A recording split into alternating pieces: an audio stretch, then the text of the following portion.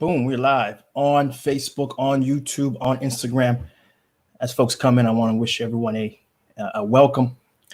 Those who are stateside, it's Memorial Day weekend, even though I know a lot of you guys are stuck at home, unable to do much, and you shouldn't be doing much, even though I'm seeing some folks trying to do things out and about right now. But of course, there's still no vaccine for COVID. Please stay home. We don't need you guys getting sick and further exacerbating things, right? But of course, we have a lot to talk about in Haiti. In Haiti Biz News Show, right? Every Saturday, bringing you news. Let's keep you informed, engaged, and reacting in the most optimal way for your engagements in the country. And it's always an absolute pleasure to be able to bring you guys the news and just have an opportunity to discuss and speak with a lot of the folks who watch my content, a lot of other stuff I do in Haiti, and just to get a chance to dialogue with you guys. Of course, if you get to watch this live, all comments are read on air, right? So I do encourage engagement, do encourage folks to drop a line, say what's up, say good morning, right? It's always appreciated to have folks add to the discussion. I always say the more we have conversating, we have a higher return on information, right? The ROI, right? And so, of course, as folks come in, again, good morning. Good morning. We got lots to discuss, lots to talk about, right? And of course, we have to always bring up that, CGNT is a thing. Even though we're unable to currently produce the engaging content I love, you still can see a lot of the content. In fact, I've been actually very surprised in the past 2 months. I'm seeing the largest channel growth in since I've started, actually. Even I haven't been producing the content I've usually produced. I'm seeing the largest month-over-month growth of the YouTube channel, which is fantastic. I think a lot of folks who are stuck at home are getting an opportunity to catch up on that. So I'm very happy to see that. And of course, if you're new to it, do share it. Do share some of your favorite content. Even those who are my veterans of the channel, do from time to time share your favorites. There might be some new folks who haven't seen it. Again, the goal here is to do what? Is to change the narrative, change the perspective of Haiti.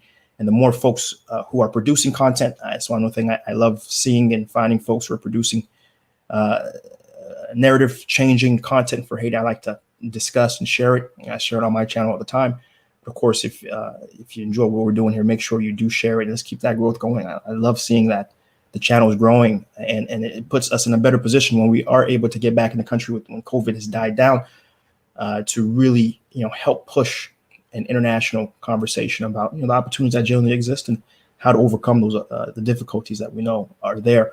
Of course, we got the podcast. The podcast is something that's been absolutely been great to produce thus far. My co-host Marc Antoine has been fantastic in helping me, really have these great conversations with these impact changers in Haiti.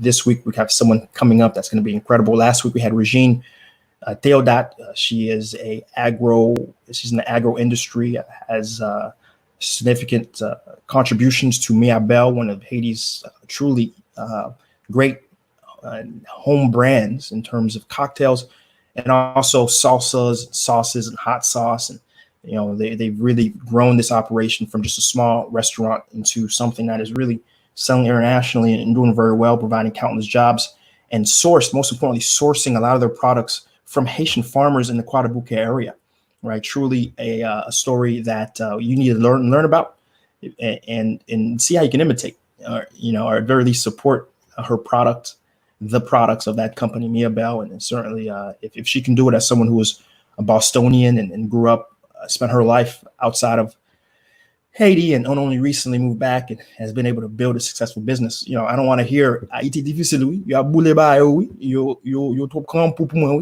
want to hear that, right? Because I'm giving you weekly impact changers who don't buy into the excuses, right? Because everyone else is making money except Haitians, and the only reason why Haitians aren't making money in Haiti is because you guys been brainwashed to believing that there is an opportunity and there isn't a way to overcome the difficulties. Spoiler alert, there is, and I'm proof of it as well, as someone who's running a few different businesses in the country, right? And of course, as folks come in, make sure you share the stream, right? Share it. I want to say what's up to a couple of folks who I'm seeing here in the different groups here. YouTube, I'm seeing This is Haiti. What's up? What's up? En forme, nous là. Imani, Kijonuye, bonjour. Lawrence Gonzalez, always a pleasure to see Lawrence in the chat doing some real impactful work. And do give him a follow on Instagram, GQ Accountant, doing some really phenomenal things and helping folks get personally, financially accountable. Good to see you, Lawrence. James Lubin, what's up, man? Bounce Bougie 11, my core, guys here I'm seeing, in the chat. Definitely good to see Regina Bajon. Always a pleasure to see Regina in here. She's producing an incredible product, Dr. King / Sans Pure hand gel, hand sanitizer that's shipping not only all across Haiti, but of course, in America as well. And so, Regina, keep that production up. Haiti needs those sort of opportunities. Black 26Z, what is up? My boy back at it again. Nula, I want it. We're doing it. It's like a fet. Nula. Edwin William, what's up, man? Good to see you. Wap Mini, always a pleasure to see you, Wap. Always appreciate it. And yes, we are going to have thanks for reminding me. Yeah, we are going to have I am going to have a participation on innovative learning concepts. They're how do I describe what innovative concepts? The sort of incubator / community center / school that's really helping drive the social capital improvement in the Mirabale area. And they hold these different sort of online opportunities. And so I will be on later around 5 p.m. Eastern. I will be on their channel and having a conversation with their audience. It will be in Creole, the Creole net. So, moun ki toujours dit que yo rari que yo blague nan langue qui pa paye et toute émission en net qui parle nan Creole. So, moun ki pare mais ko on table ap gratter. C'est comme ça qu'on dit Creole moins qu'on y est.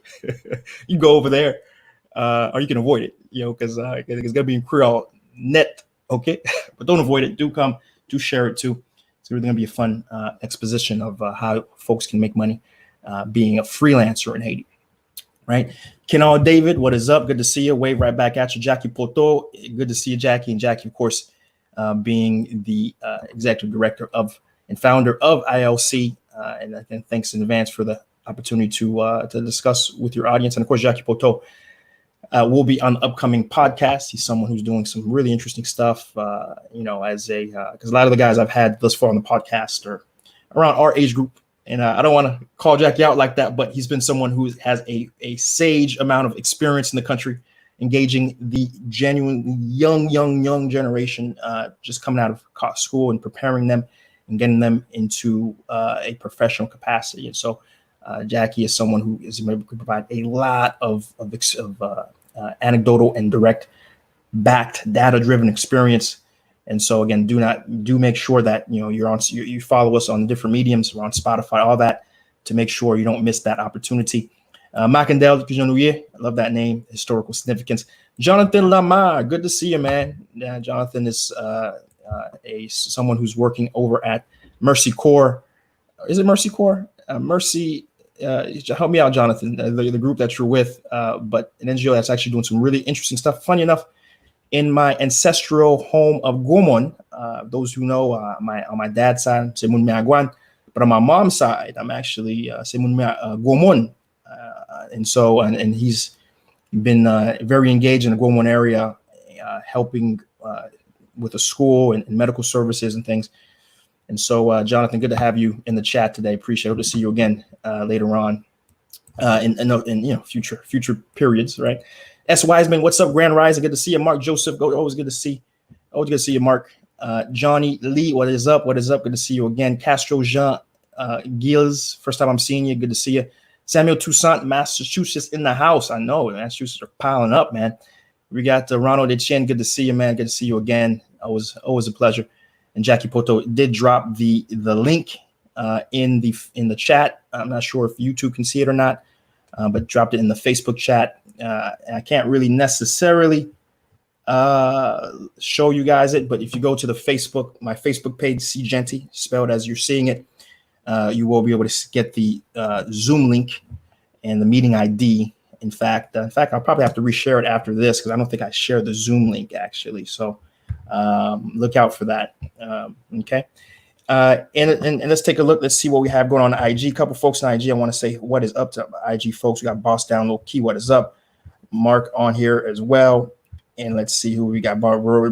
Regina. Good to see you. And a couple other folks who are silent watchers. But nonetheless, what's up? Good to have you guys here this morning. And you know what? Let me take an extra step here. And what I will do is I will go ahead and share that Zoom for the IOC. At least I forget.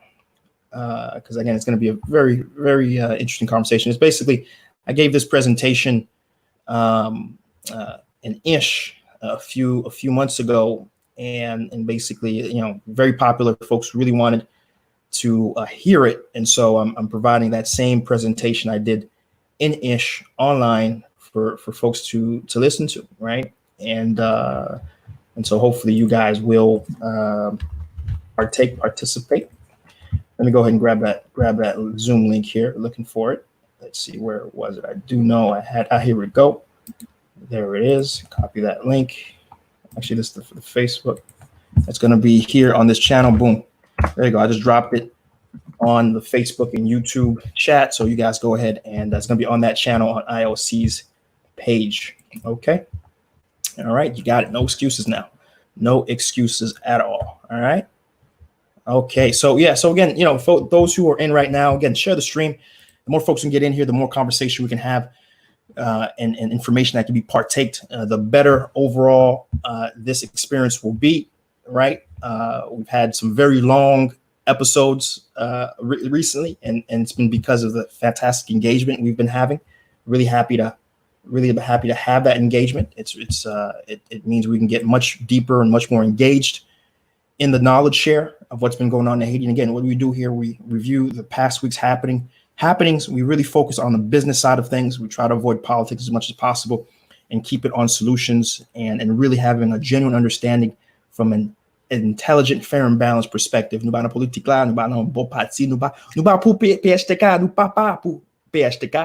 for whoever's doing what's right and what's needed for the country at the grassroots, right? And so that's what we're here to discuss. And Jonathan Lamar did say mercy beyond borders. I knew I had mercy in there. So mercy beyond borders doing some really great stuff, and not only in Haiti too, but also in different places across Africa as well. So very phenomenal, great work. I'd say definitely one of the few NGOs that are doing things the right way, right, and pushing the right narrative to provide sustainable change in the country. So Jonathan, you're much appreciated in your organization as well. So let's talk about the headlines. What are we going to be talking about today? COVID, lots of COVID related news. Obviously, you know, we're on week 9? What is it? Week 8? Let me take a look. Week 9. We're on week 9 now. So we're going to give the numbers. The President Moise has provided some decrees related to COVID. We're going to talk about what that means for the population. Public assistance continues. There's been some donations from some large international bodies. We're going to talk about that. Haitian government assistance. We're going to give an update on that. Doctors Without Borders are doing some stuff. We're going to talk about that. Prisons. Oh, man, it's not looking good. We'll talk about it. Migrations, deportations. We're going to talk about all this. Finally, agriculture. Lots of things happening in the agricultural space, which is very good news. You know, I really look forward to talking about that. And then finally, Naomi Osaka. She's doing some big stuff as a very proud Haitian Japanese, putting that Haiti first. She always makes folks very clear to let them know when they try to pigeon her and just, oh, you're Japanese, No. She makes it clear. Nah, I'm Haitian as well. And she's doing some great stuff. Can't wait to share some of the stuff that she has going on, right? So a lot of love, a great way to end our newscast when we get there. Okay, so that's the news. Got lots to talk about. All right, looking forward to really sink my teeth in today. All right, so what's up? And again, before I get started, share the stream, do a watch party. Let's get some more folks in here because we're really going to be providing some really substantial, good information to you. Okay. All right. I think I heard a click, a share here and there. Fantastic. Appreciate it.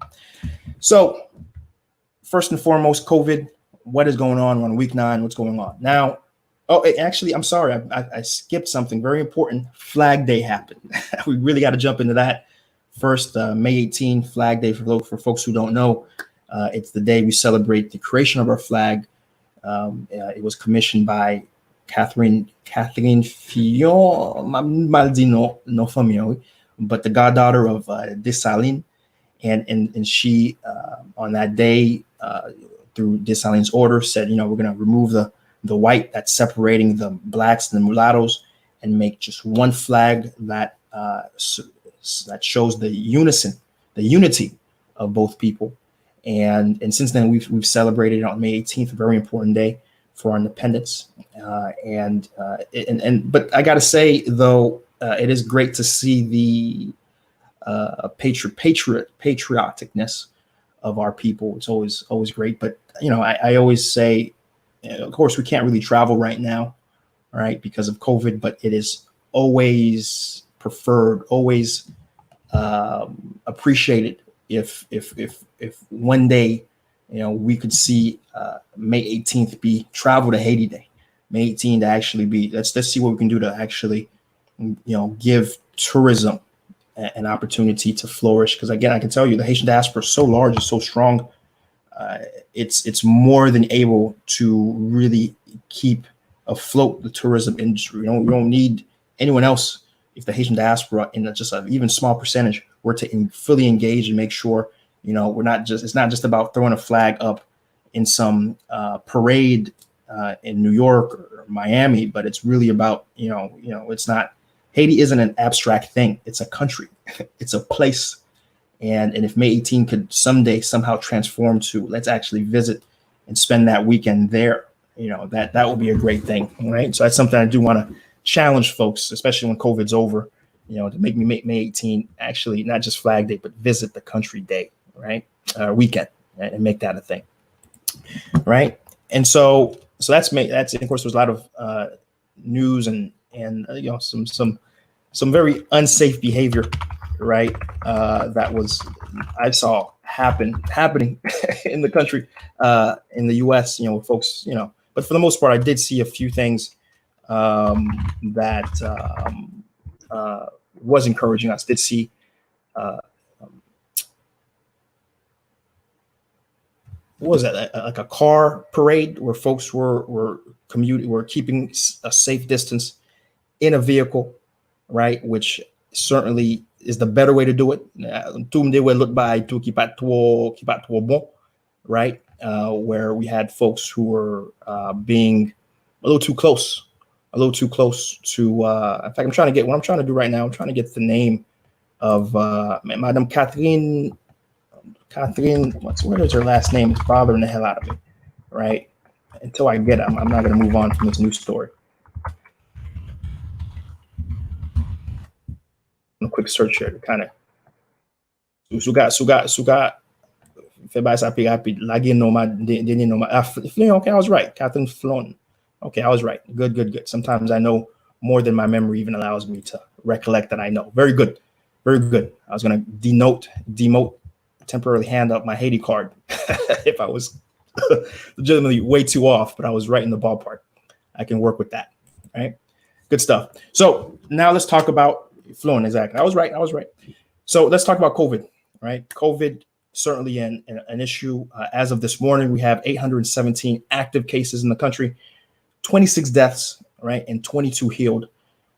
We've seen an increased growth in the amount of COVID. We're at a rate right now, every 5 to 7 days, we're seeing a doubling of the amount of active cases, which is problematic. Before, when we were seeing about 8 or 9 a day, we're averaging anywhere around between 70 to 60 cases a day. Very problematic, right? Very concerning, right? And it's something that we have to continue to fight, continue to inform our friends and family in the country to help ensure that this doesn't get out of hand. I've already expressed that I am very concerned for Haiti. As you know, the amount of lack of infrastructure, the fact that this can very grow to be a humanitarian disaster on the scale of the 2020 10 earthquake. So we are certainly praying and hoping that it doesn't get to that point, right? So in DR, we have, because it's important, we got to always include the Dominican Republic numbers because we share the island, and there's been so many Haitians coming back over the island from that side to this side. 5,961 active cases, 456 deaths. We are starting to see a sort of plateau when it comes to DR. They are starting to see a decrease in new cases every day, which is very good. They are starting to get past that curve, which is very good for us on Haiti side. And 7,572 healed, so more healed than infected. So very good to see overall on the DR side. But of course, things are still locked down over on that side, as well as it is on this side. And so it's still on pins and needles. President Moïse passed a decree recently. That decree not only continued the the lengthening of the state of health emergency, which is the reason why the airports are closed and other restrictions are in place, but also he published a very large multi-articled decree that in effect provides punitive and legal repercussions for those who are not behaving appropriately in regards to COVID, right? And so, you have penalties as high as 3,000 good, 5 days in jail, or 15 days community service, right? And it's literally, the same things that have been being expressed for a while now. For example, asking that public transporters, those top drivers, clean their vehicles once a week. Things such as, but there are some less common sense things that honestly I'm not too sure how law-abiding businesses are going to be able to enforce. For example, the fact that he is saying any building, doesn't matter, any building that's being used for commercial retail, only 5 people are allowed in it at a time. And so, and this is, and again, the interpretation is kind of questionable because what does that mean? 5 people, is it just 5 customers and the employees aren't included? Or is it just if there's 4 employees, only 1 person can be in the store, right? And so there's quite a bit of confusion, and if it's taken literally, it's not sure how grocery stores, retail banks, and etc. can actually operate and do business, right? So it's very, very, I can say, it's more restrictive, to put it like that, to put it lightly, right? And also other things, for example, codifying the curfews, right? And these penalties also apply to folks who are on curfew. They did put an exception for journalists. Those who are journalists, they can still move about the country because there was a big fear from freedom of rights folks that this was also a curtailing of journalism and freedom of speech and that informational flow. So they did provide that exception. On a very large portion when it comes to my personal opinion of the matter, I think it is important that this is done. We do need a very clear consequence for not behaving in the appropriate way. It's critical given the very seriousness of what can happen if Haitians don't behave appropriately.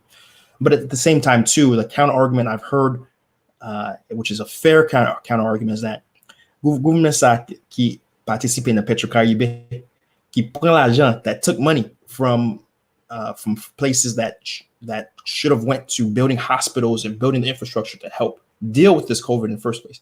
Can't be the same administration now, the same party now that's saying we're going to penalize you because the country itself isn't ready or doesn't have the infrastructure.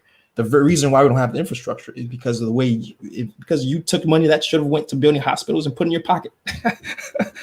So I kind of, and so to penalize that, right, it's one thing to say, hey, here's what you need to do and do it, right, and then capture violators on an individual perspective, but then to codify, potentially very significant penalties, right? The typical Haitian, may not make 3,000 good for the entire week of work, and to penalize someone because they have to go out and work and do certain things to put themselves at risk. We can certainly understand the pushback that folks are getting because of these laws, but nonetheless, Haiti needs to move towards the direction of laws, and I'm more for it than against it.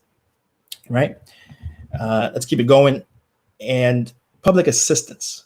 Right? There's been increasingly additional donors who have been providing help. We already discussed over the past few weeks, the international community has pledged over $200 million to pushing over $300 million to help Haiti with facilitating the response, from helping with hospitals, helping with information, helping, purchasing of medical supplies, and not just in Port-au-Prince, but around the country as a whole. Every organization has stepped up. Traditional partners from UN, IMF, World WHO. Yeah. So today, the Department of Defense in the United States, from the United States, has reached an agreement with the administration of Jovenel, where they've said they're going to be purchasing 12,000 local masks. I'm going to say that again. They're purchasing, not bringing in masks, but they're going to be purchasing 12,000 local masks from producers in the country, which is a big deal, right? I think the continual drumbeat of Haitians who understand what the problem of Haiti is, which is the lack of support for local production. I think it's starting to get to the ears of people in positions of responsibility, and we are starting to see a behavior change, which is great. We're starting to see that these NGOs, these large public entities that are trying to help Haiti, actually engage in the right way, which is not just dump products in the country, but actually purchase products from producers in the country to provide jobs and really provide sustainability, right? And so in this case, the Department of Defense is actually going to be buying 12,000 local masks from Haitian producers. Big deal, right? Sea change.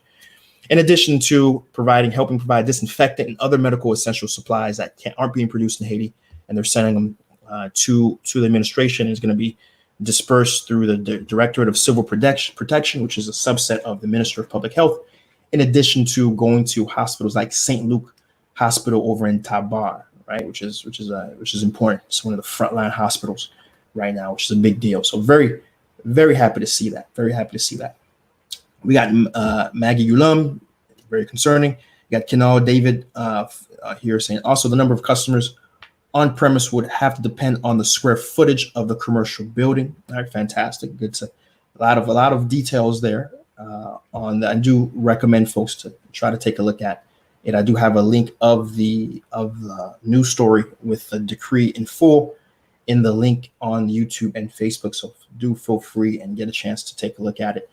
But of course, the concern, of course, is, enforcement. At the end of the day, even having these laws in place, are we going to get fair and equal enforcement of these rules and regulations? That's always the question. Because as we know, Haiti is a place that has actually, believe it or not, Haiti has, all the laws, all the rules and regulations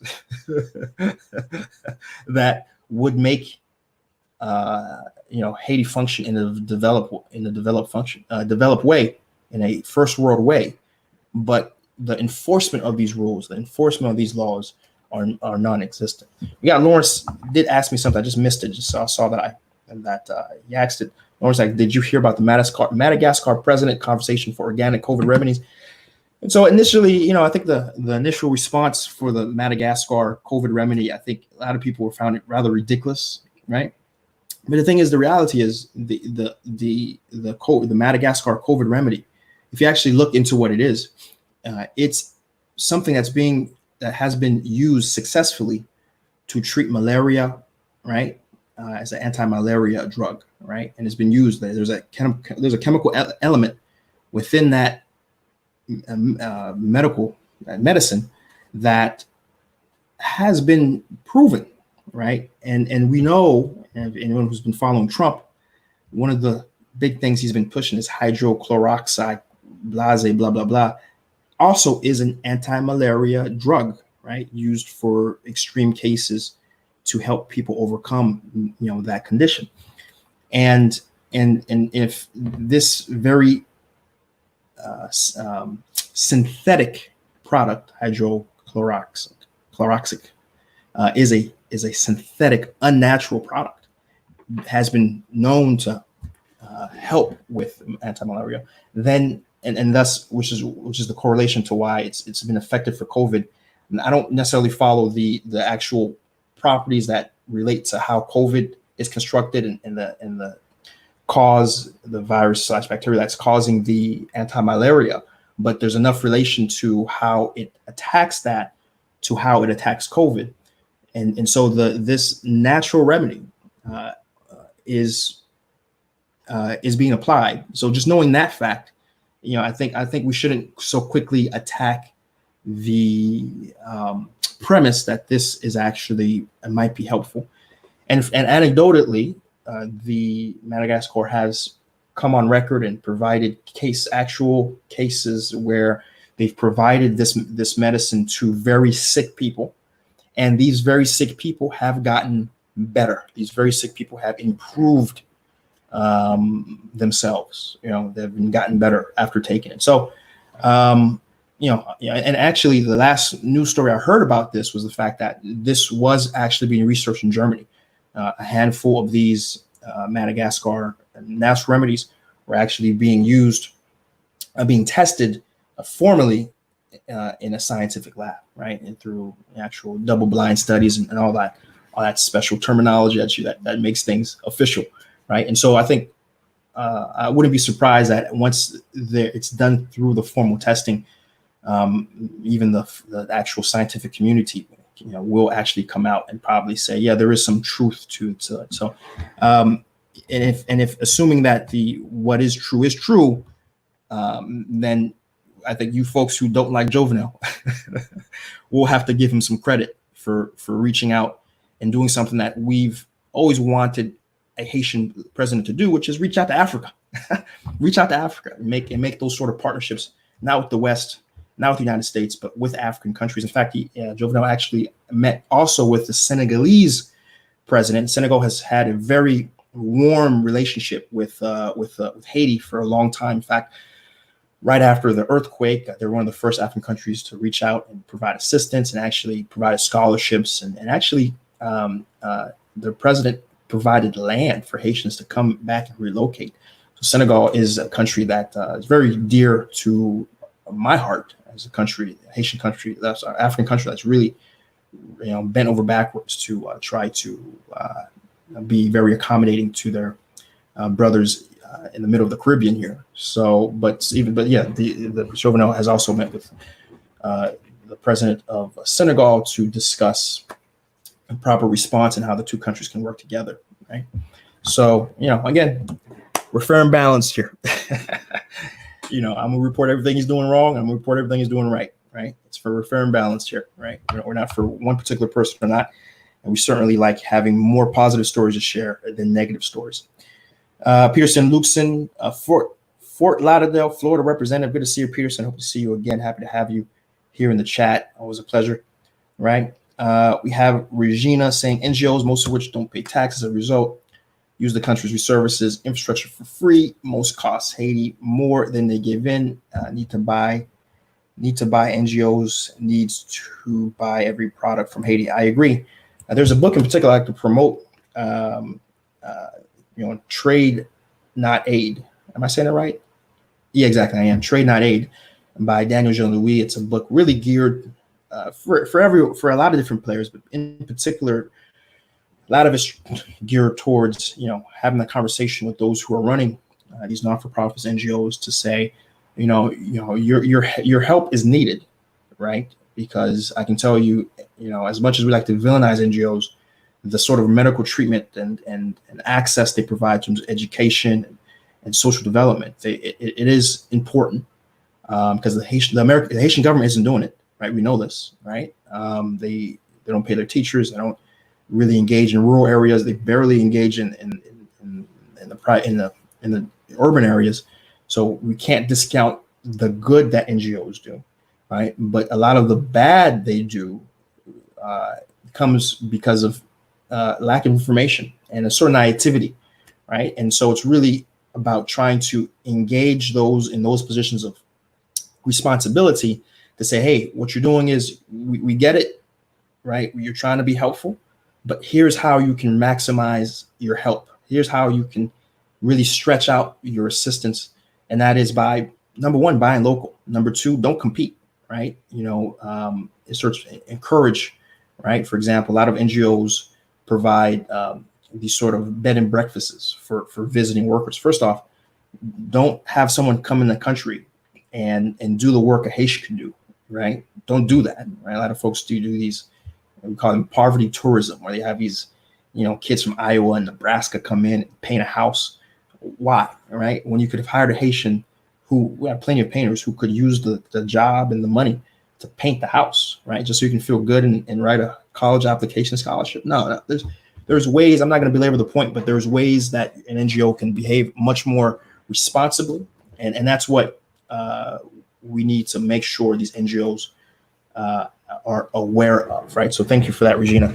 James Lubin, hydrochloroquine, absolutely, that's how you say it. Thanks for helping me out there, James. Has been proven ineffective against COVID. I don't, if you can go ahead and cite the study, James, because thus far the rules, the ruling, I mean, the word on the street, sorry, I thought was inconclusive. Right. So if you do have a study, you can go ahead and link to me. But I guess as my understanding as sitting today, I wasn't aware if it was one side or another. Right. I do know that it's very dangerous to take, especially if you're not being watched by a medical doctor. And let's hope Trump keeps taking lots of them. Let's go keep popping them, Trump, to makes the next election a lot easier. Right. I may have some Republican friends here. I'm sorry. I'll let that go. Regina follows up, says, even the products must be imported. They should buy it from local importers. So we got Kenal David. Okay. And Regina Bajon follows up. NGOs must make every effort to buy local production. Yeah, that I agree with, certainly. Maji Gillum follows up. It says, yes, agrees. And Regina follows up, says NGOs, which operate as businesses and compete, must work to put themselves out of business by helping be more supportive. Certainly, I agree. And then every NGO, except those engaged in health, education, infrastructure building should be out of business. Infrastructure building should be done with local labor. And a lot of these things, when you look at countries that have really done an effective job of really moving their country forward, a lot of these countries, Rwanda is a very important case study. Ethiopia is another.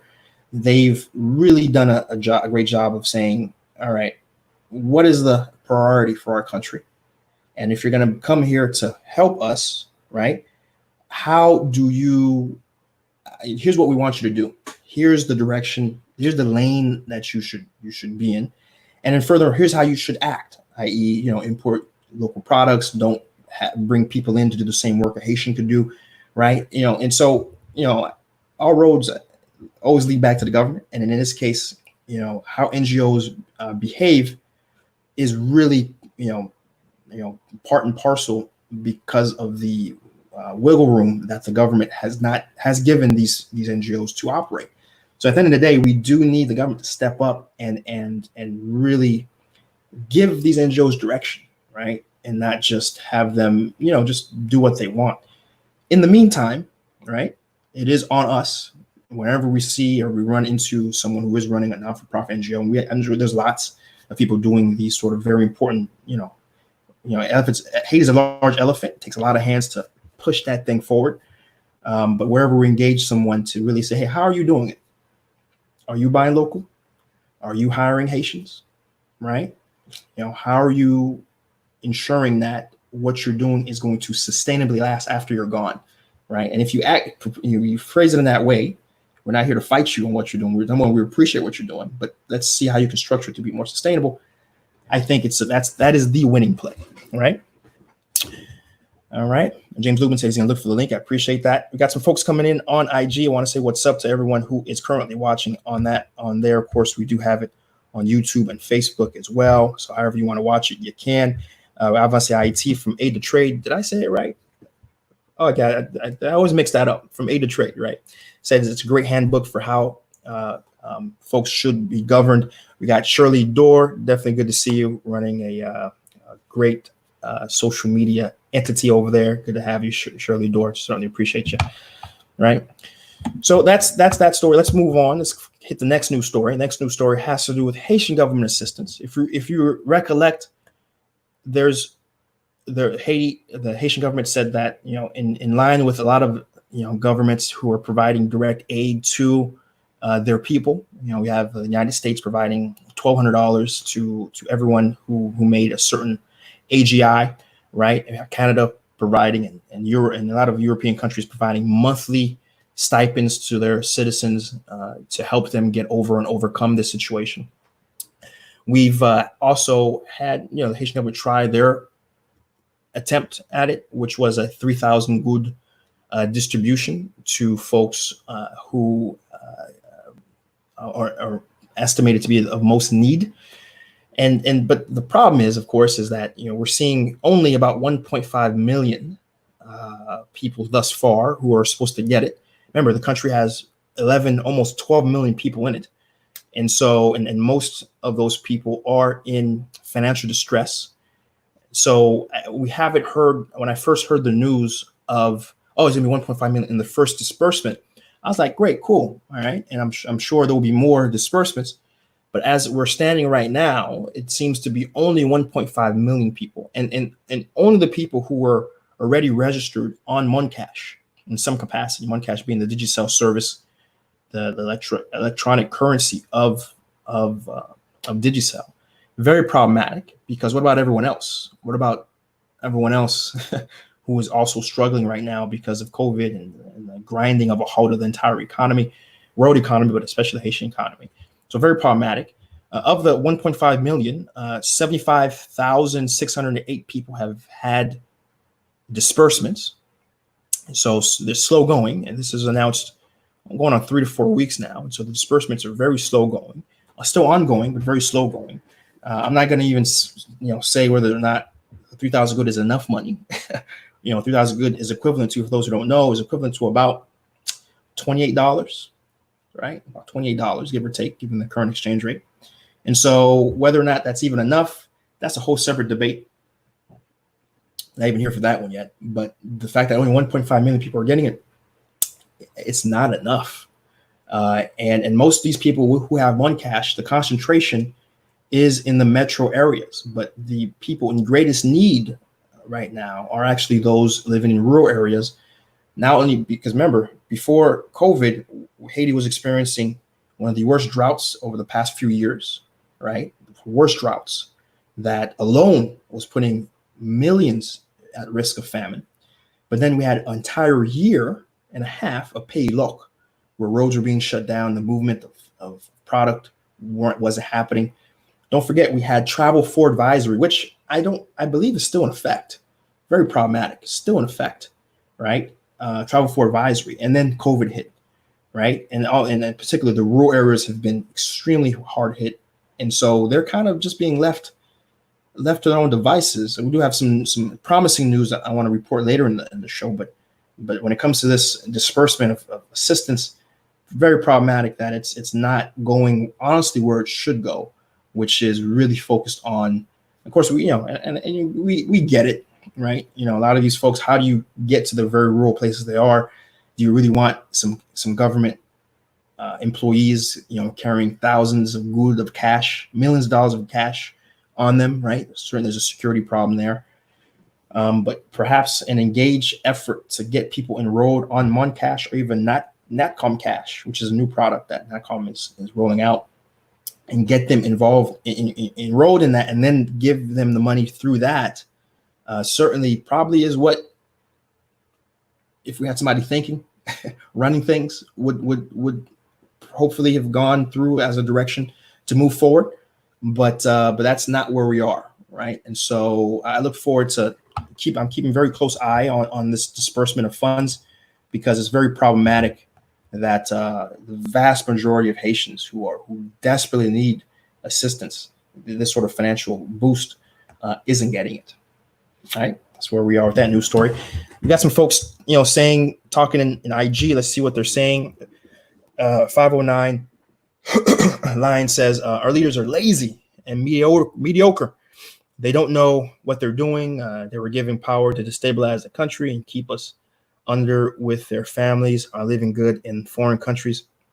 I know you try to stay away from politics, but so 509 said that here on IG. And certainly, when you look at the fact that the Constitution gives Parliament an incredible amount of power, okay, the 1987 Constitution really took power out the hand of the executive.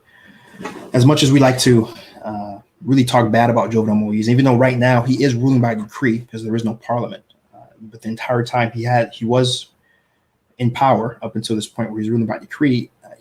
There isn't, the focused anger needs to be with Parliament because they have the entire capacity to change the country, independent of the executive branch, who in effect is really a figurehead. Though they published the laws, but the laws weren't being passed. Right, that's an important thing to understand when looking at the political makeup of Haiti. Right, and so 509 has a point when you understand that. Right, and Haiti won't change until we get a parliament, a Senate that does its job, that actually propose. I mean, literally within the past 5 years, there's only been 4 bills that have been passed, and one of them was passed because the American government demanded that we passed it, right? Which was the anti-money laundering bill. The other bill that passed, out of the 4 that passed, did I say 5? Out of the 4 that passed was a bill that enshrined Kampa as a national heritage item, right? And that was it, and nothing related to modernizing our financial code so PayPal could come in. Nothing about modernizing our telecom infrastructure so they can be 800 numbers, public numbers so folks can use. Nothing about providing a better legal framework for people to invest in the country. Nothing about even though Haitian in 2012 Martley passed the law or enshrined the law. Parliament ratified the law, and Martley made it official that Haitian diaspora, if you have one parent who's Haitian, you yourself are Haitian, and you can own land and everything. Even if you're born in another country, if you have a foreign citizenship, you still have all the rights and privileges of a Haitian, as it always should have been. But they never passed the secondary law that was supposed to happen, was a law that structured how exactly a Haitian diaspora can formally get their paperwork, right, to actually function. And I know folks will tell me, oh, you can go to the Washington, D.C. and get your passport. Cool. But you can't function legally in Haiti with a passport. You need something called a NIF, right? And to get a NIF, you have to register your birth certificate at the National Archives. There isn't a way legally, so is the word in Haiti, where you as a Haitian diaspora can go into the country and say, look, here's my birth certificate of my mom, right, who was born in the country. Here's my birth certificate. See my mom's name on it? You see that? I'm Haitian, right? Now register me and give me a NIF. NIF is basically your social security number, your ID. There isn't a way to do it legally, right? They walk in and look at you crazy, like, what? Give us money. Corruption, right? And so to go back on 509 Lion, there's a lot of things that Haitian Parliament and Senate needs to do, but they don't do. They don't do their jobs. They don't legislate, right? And that's where, as far as I'm gonna go with that. I can say a lot more things. If I go any further, it'll be like last week's episode and me being very, how I am offline. But I'll stay there. So thanks for that comment, 519. I certainly appreciate it. Need a job in Haiti. Ears to Peer says, Haiti Connect says, how are they receiving funds from Moncash? Diaspora could easily contribute via cryptocurrency apps, right? My 2 cents. How are they receiving it? They're getting the U.S. government. The Haitian government has provided basically a lump sum of the money to Digicel, and then Digicel then has to basically plop 3,000 good in everybody's account, right? And then they'll get a notification on their phone and say, hey, you got 3,000 good on your MonCash account, and then you can go take it out, or you can transfer and start working with it right away, right? And so, and also part of that is, so they're not getting 3,000, they're getting 3,072 good, because they're also, the Haitian government is also covering the extraction fee, right? The fee to take it out, the Haitian government is also covering, right? So thanks for that. Let's see what folks are saying here on IG and Facebook. I'm sorry, YouTube and Facebook. James is going to look for the link. Jane, proven effective might be too strong of a claim, but based there's no evidence it has anything. Yeah, that's what I'm saying. Right. That's what I'm saying, James.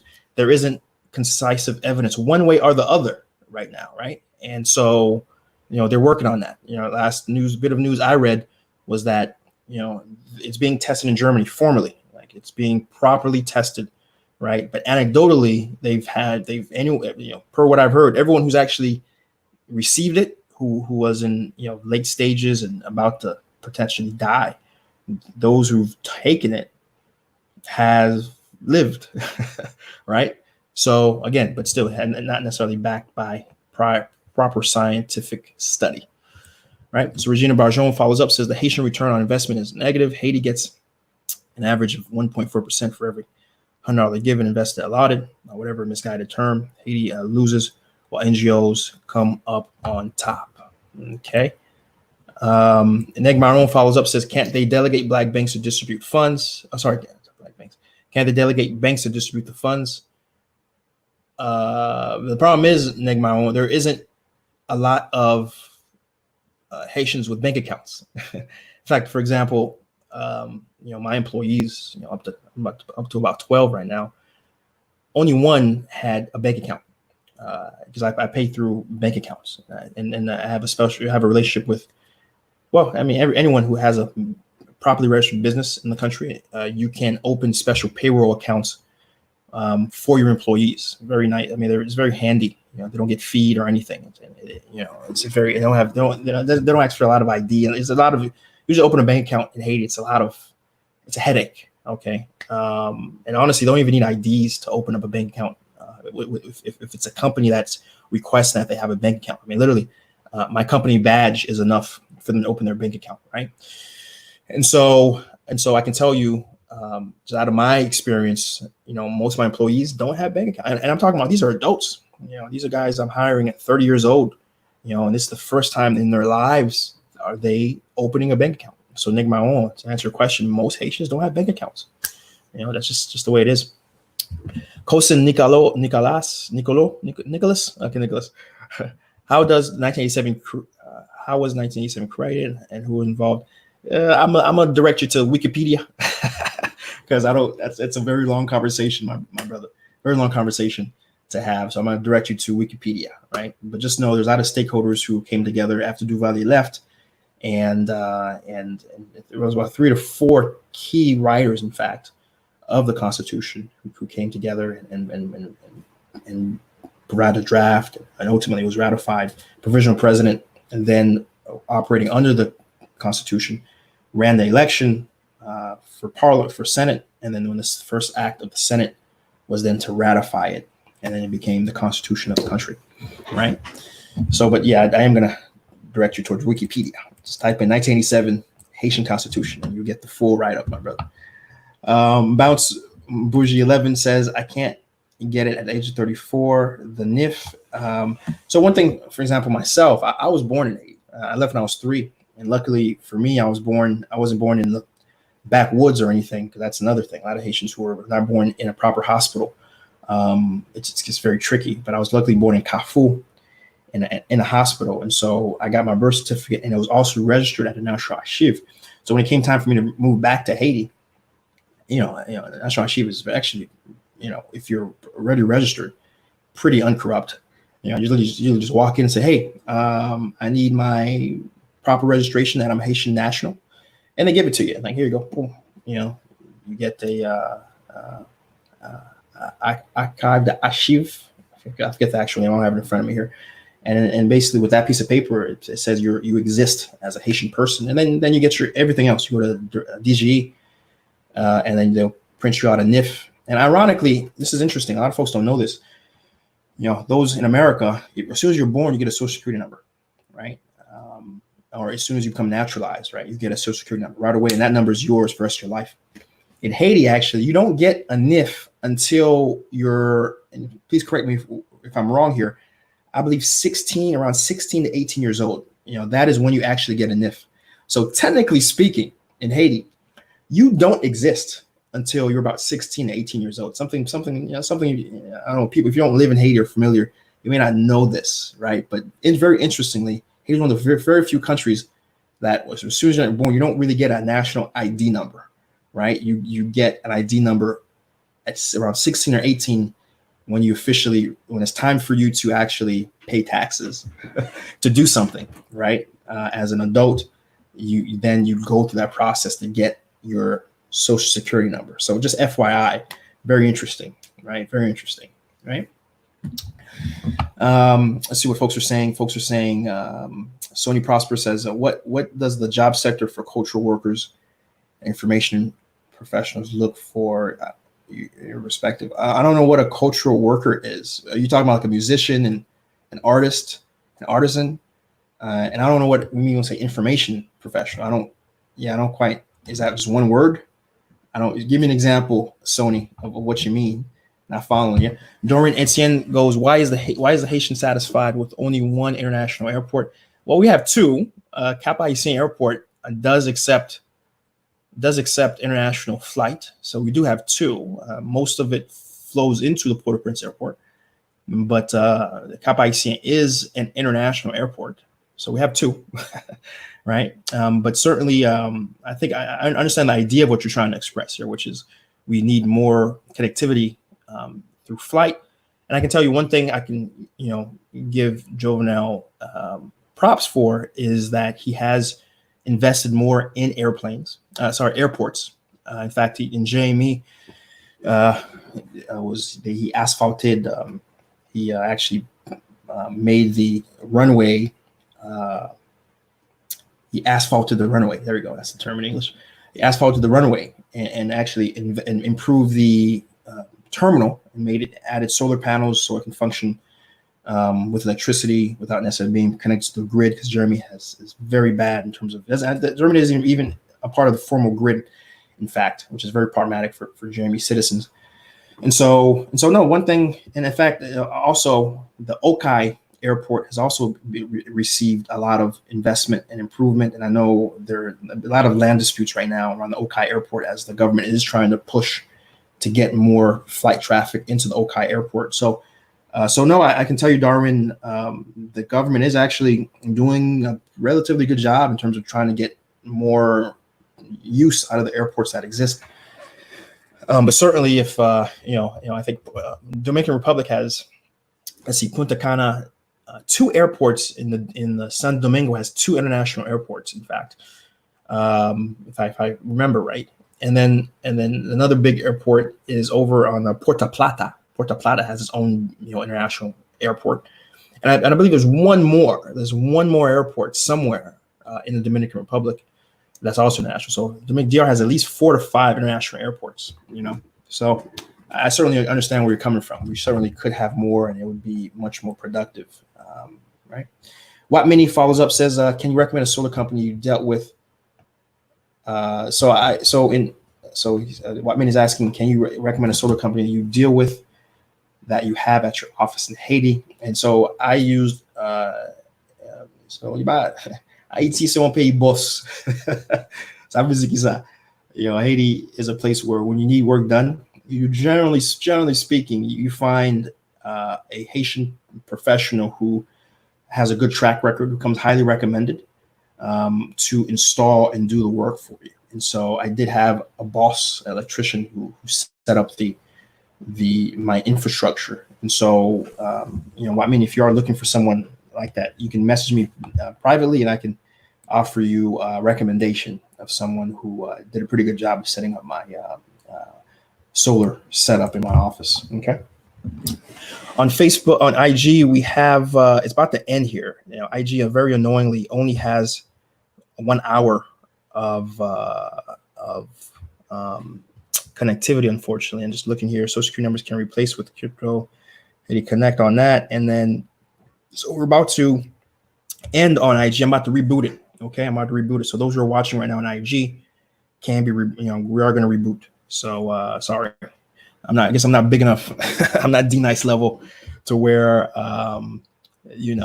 I can just stay on for hours and hours, unfortunately. Right? Let's take a look. Let's go ahead and reboot that. Let's go ahead and reboot that here real quick. Very annoying. I have to pause my whole entire mission just to kind of reboot the IG. Very annoying. Very annoying. What can you do, right? Yeah, you guys need to follow me on IG so I can grow this number base. I can get an exception. So we have much longer IG streams, right? That needs to happen. Boom, we're back. We're back on IG. We're back on IG. Okay. So let's keep reading the comments here. Recommend the show in 2 parts because the IG recording limit's coming. Yep. You were right, Lawrence. I already have it copied and pasted. I know it. I have it copied and pasted. I just copy and paste the title and then drop it. Here's what it is. All right. Sony Prosper, archivists, librarians, etc. Haiti doesn't really have too many libraries. I know Jerry Tadul made a library in Petronville named after his mother, right? I know Cité Soleil is also working very aggressively to have potentially, once it's complete, the largest library in Haiti. Doing some great work. Those guys, if you don't know who they are, just put Cité Soleil Library, and they're looking for donations and work. So that's a thing. But there really isn't that, unfortunately, Sony. There really isn't a support for the sort of industries that types of professions you've mentioned. That's very regrettable. There is one woman by the name of Ezio Dante, I believe. I follow her on Facebook. She's a pretty good historian, and provided very native perspective on what's happening historically in the country. Lots of different books as well on different subjects and matters. So there are some folks who are doing some stuff using social media, but I can't really speak to that. Ernest Nicole, only 2. Darwin Edwin says for tourism, Lake Kai is not completed. Correct, it's not completed. Winner Kai said, Anula, good to see you, Mboda. Good to see you. All right. Ezio Dantor. Yes, very interesting person. Alexander Haitian says on IG. Let's keep it moving, right? Other news stories related to COVID has to do with Doctors Without Borders. Doctors Without Borders is opening a COVID treatment center within the hospital Grand Brûlé in Cité Soleil. They're helping create a wing to help with treatment of COVID infected people, which is very important. Cité Soleil, as you know, is a very vulnerable area, and so this is very good news for those citizens. In addition to providing PPE to the staff, make sure they're properly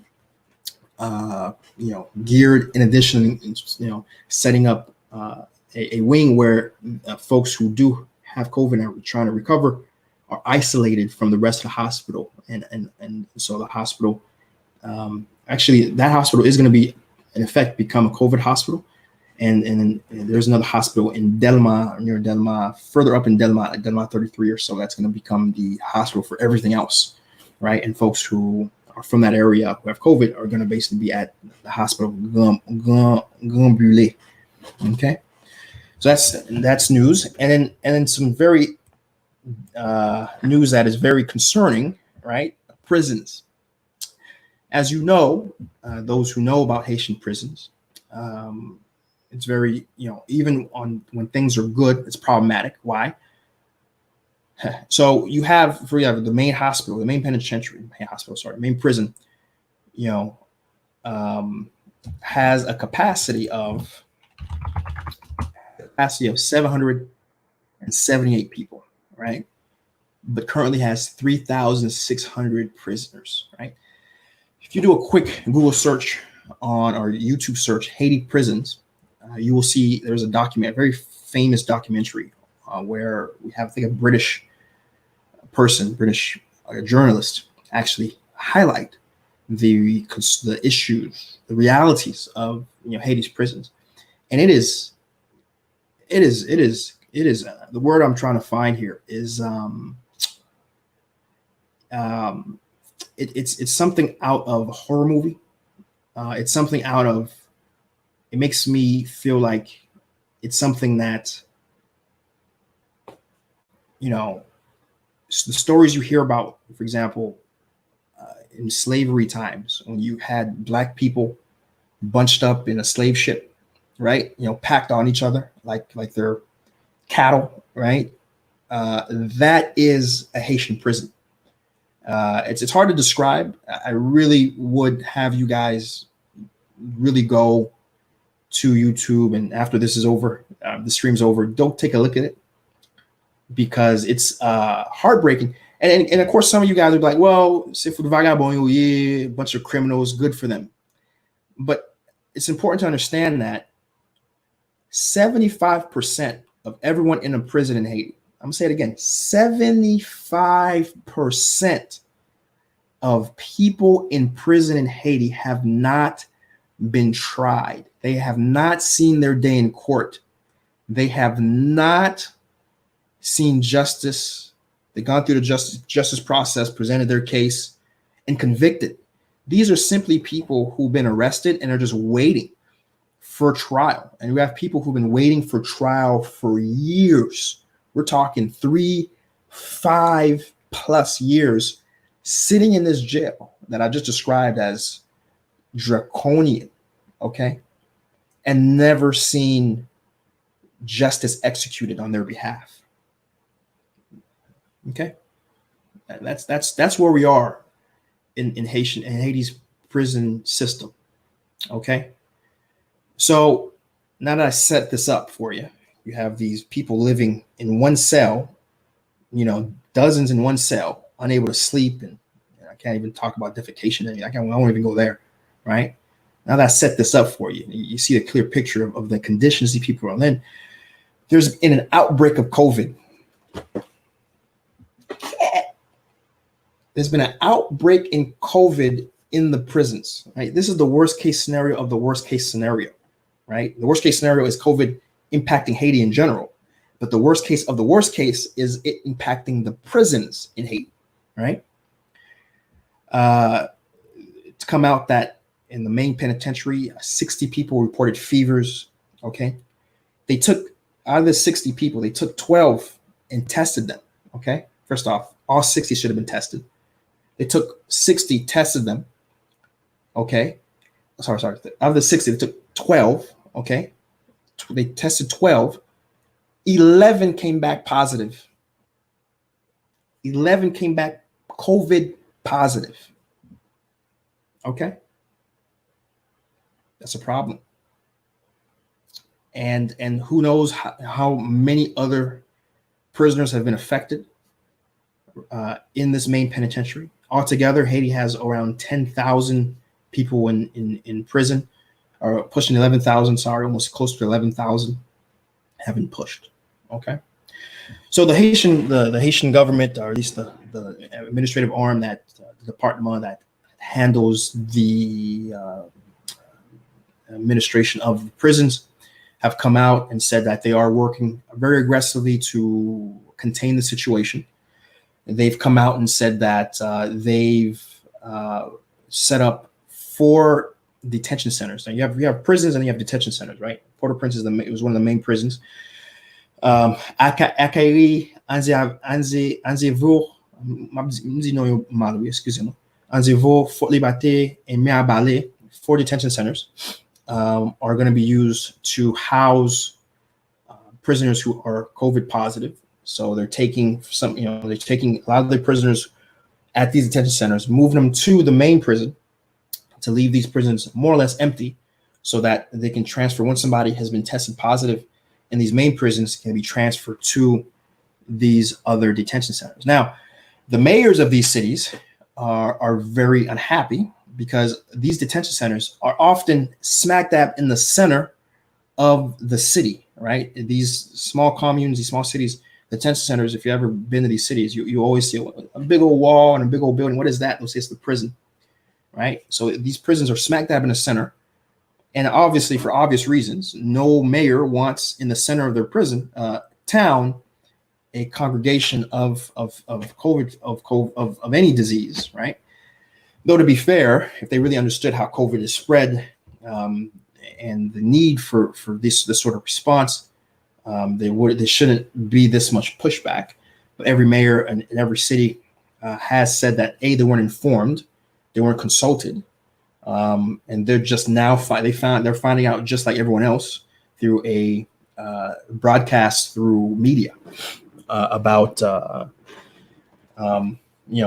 their town being in effect a place where COVID prisoners are going to be, right? So the state also have been moving very aggressively to let these untried people go, particularly those who may not have enough evidence or the facts are flimsy.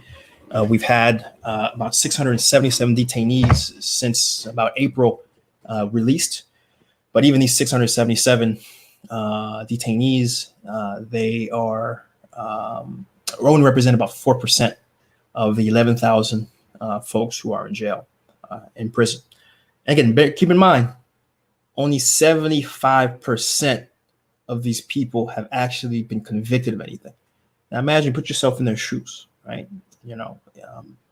Whether you did a crime or not, the fact that you languish in jail for 3 to 5+ years before you see anything. And a lot of these guys, c'est pas nèg moulat qui a pchita nan bay sa yo. C'est pas nèg qui a l'argent qui a pchita nan bay sa yo. If you understand what I'm saying, right? It's maléré.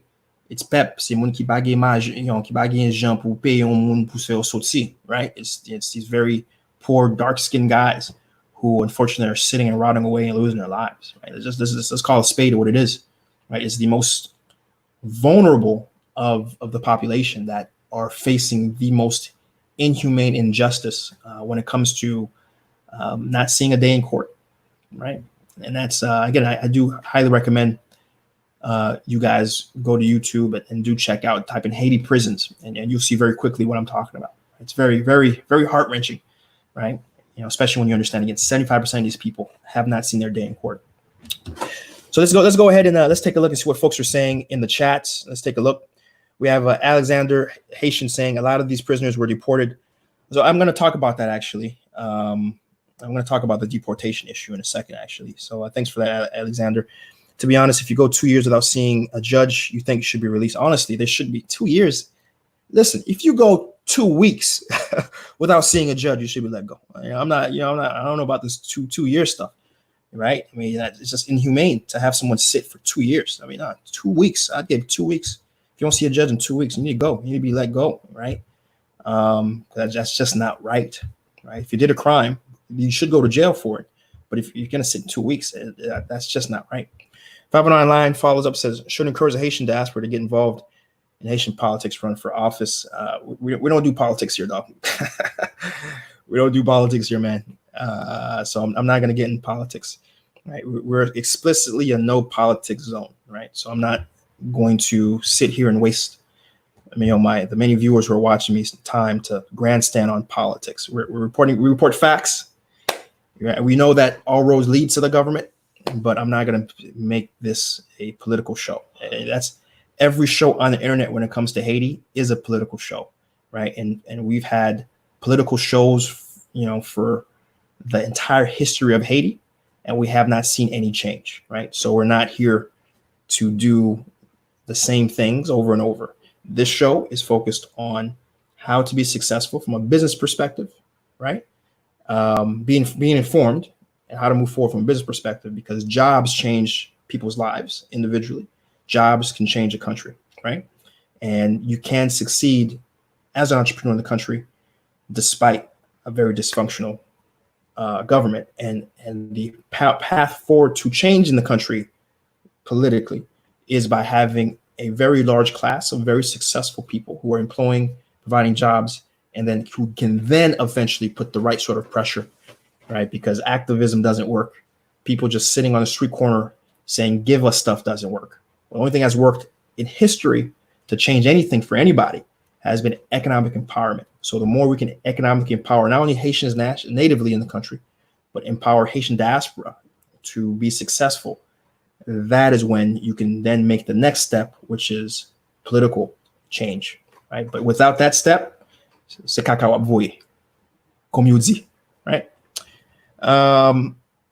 Let's see what else we got going on here in chat. Let's see conversations happening. Let's see, some conversations happening. Okay. And hello, Mongo Dudios Satrai. That's a big name. All right. So let's see. What else are we saying here? Winner Catholic said, and Humane agrees. Saw that Maggie says, I saw the documentary. It was eye-opener. Lawrence says, I remember that solution for me. Don't do anything wrong or else jail for life. No parole, no trial. I appreciate you, Lawrence. But in the real world, things aren't necessarily so black and white, brother.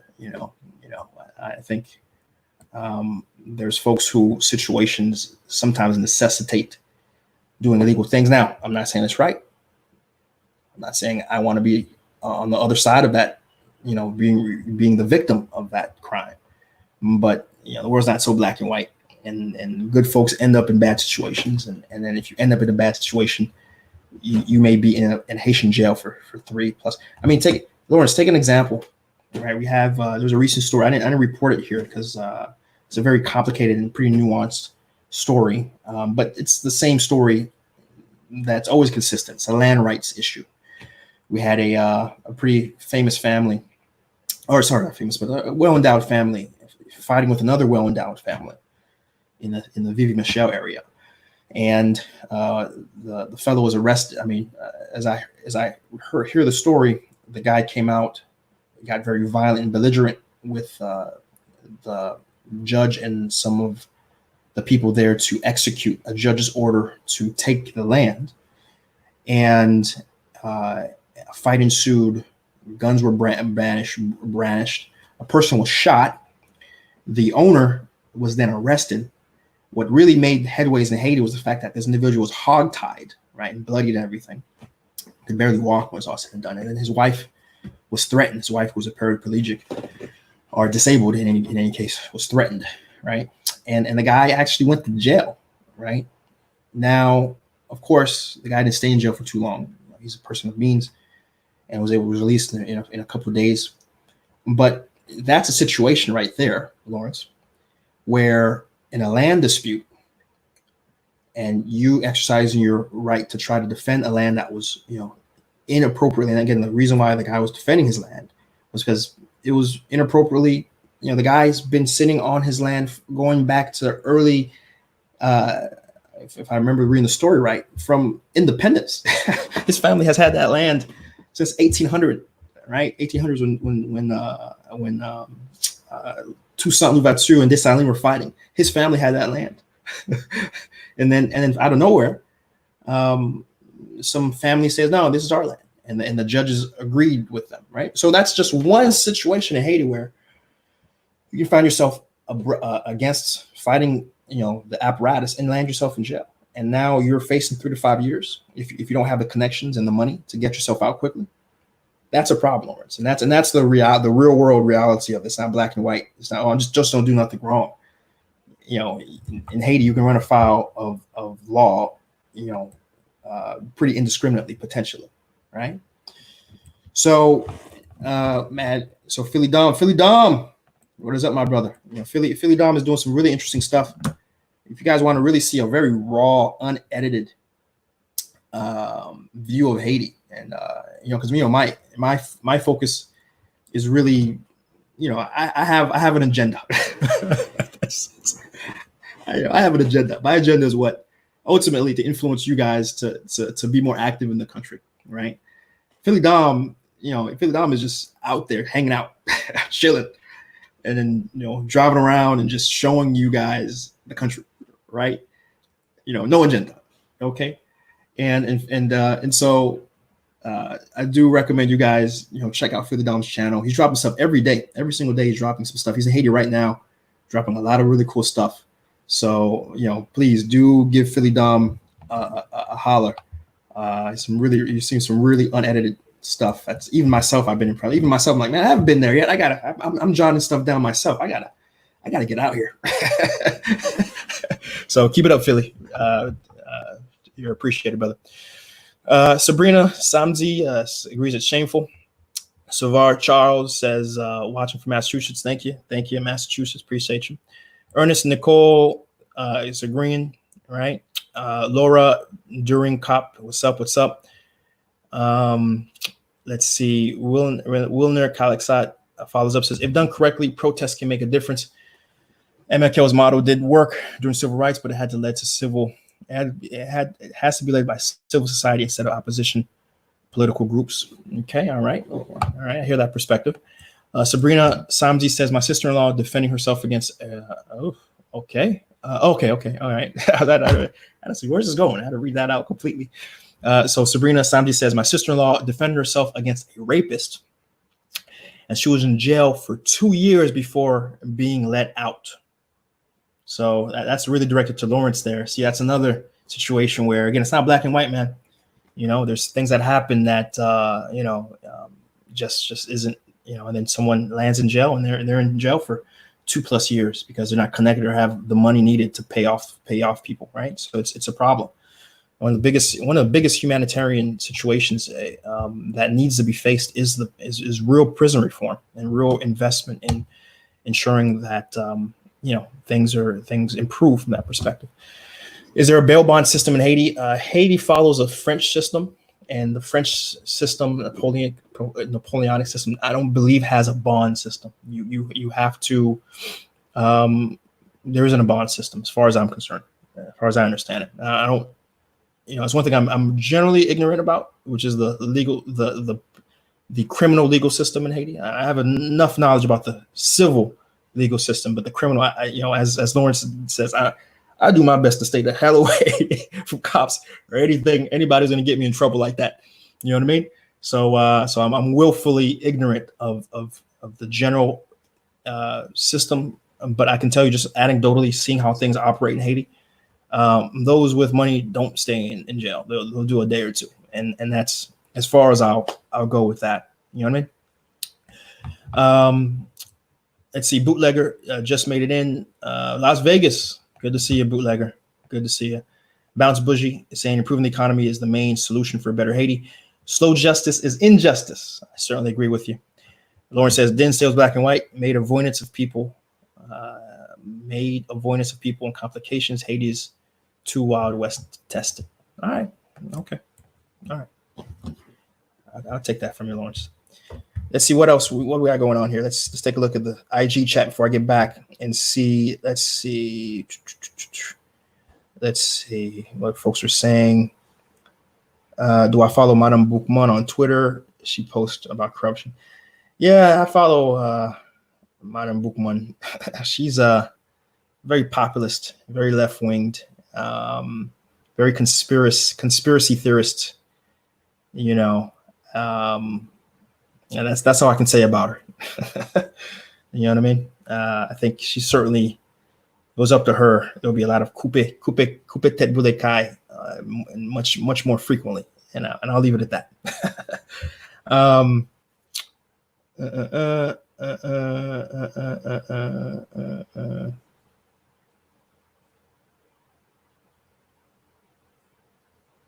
I don't understand that comment there, 509. I don't quite understand what you're saying there. Yeah, I don't understand what you're driving at. I don't quite understand what you're saying. Alexander, his follows up, says, I think she does grassroots reporting. I don't think she does. She just retweets. She just reshares things and adds her perspective. It's not really grassroots reporting. She says she's somewhere in America reposting things and providing very, very populist, very left-wing, hyper left-wing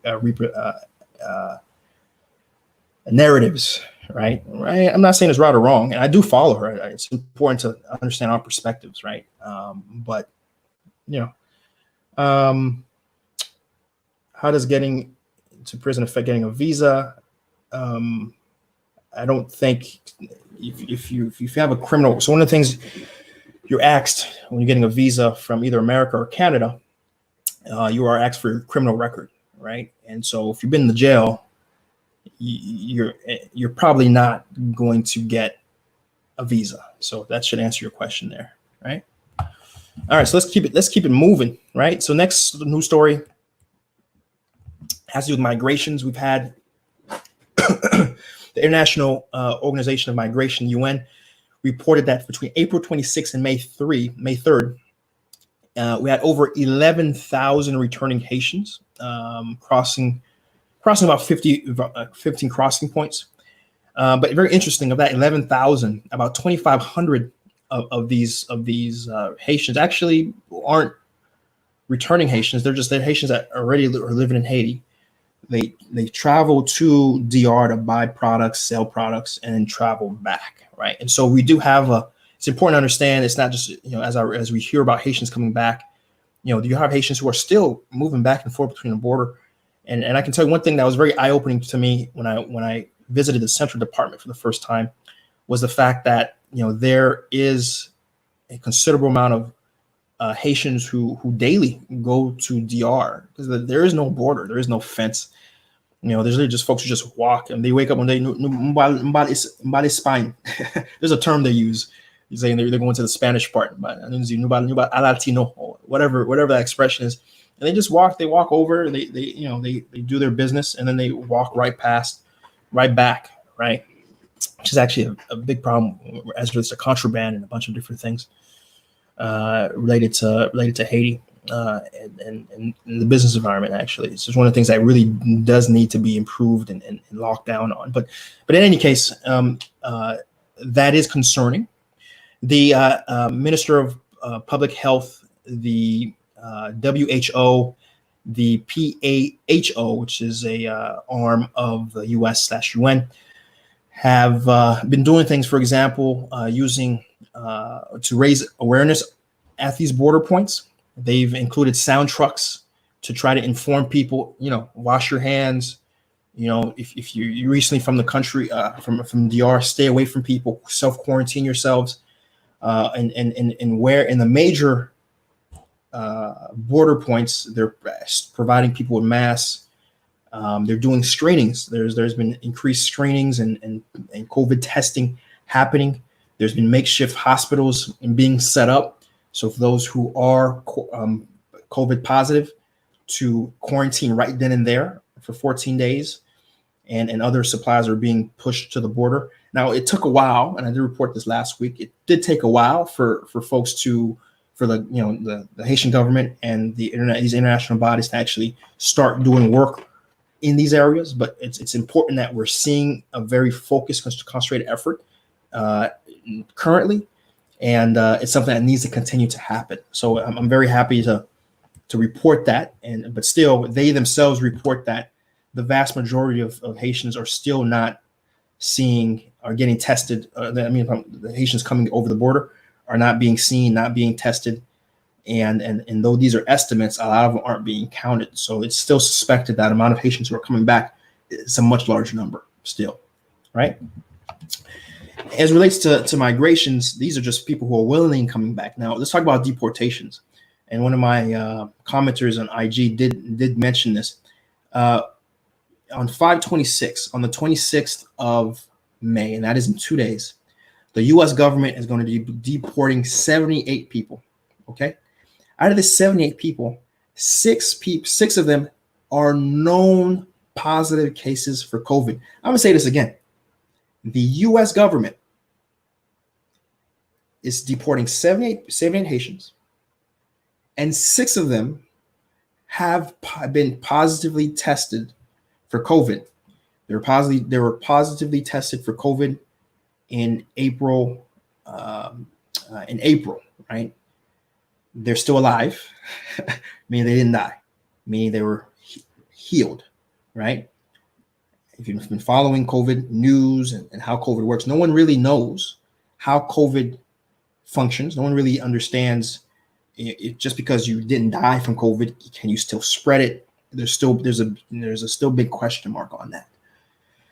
Now the U.S. Department, they're betting on and hoping ultimately that, okay, they're positive, they didn't die, they're okay, they're inoculated, right? But they could still be able to spread that, right? And that's just 70 confirmed. There could be more, right? And remember, we've already had a few hundred people already deported from the US already over the past month.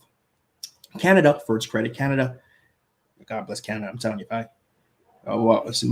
Haiti, man, I'd be in Canada. I'd be a full-fledged Canadian, I tell you. Canada has said they are stopping all deportations of Haitians until the COVID epidemic has settled down.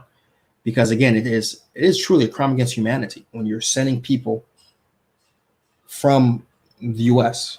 to Haiti that is barely able to handle its own current population, right? And those infected, right? And now you are with certainty. This is by the way information coming from the Homeland Security. They are saying, yeah, we have 6 people who are positive, and we're just gonna send them over.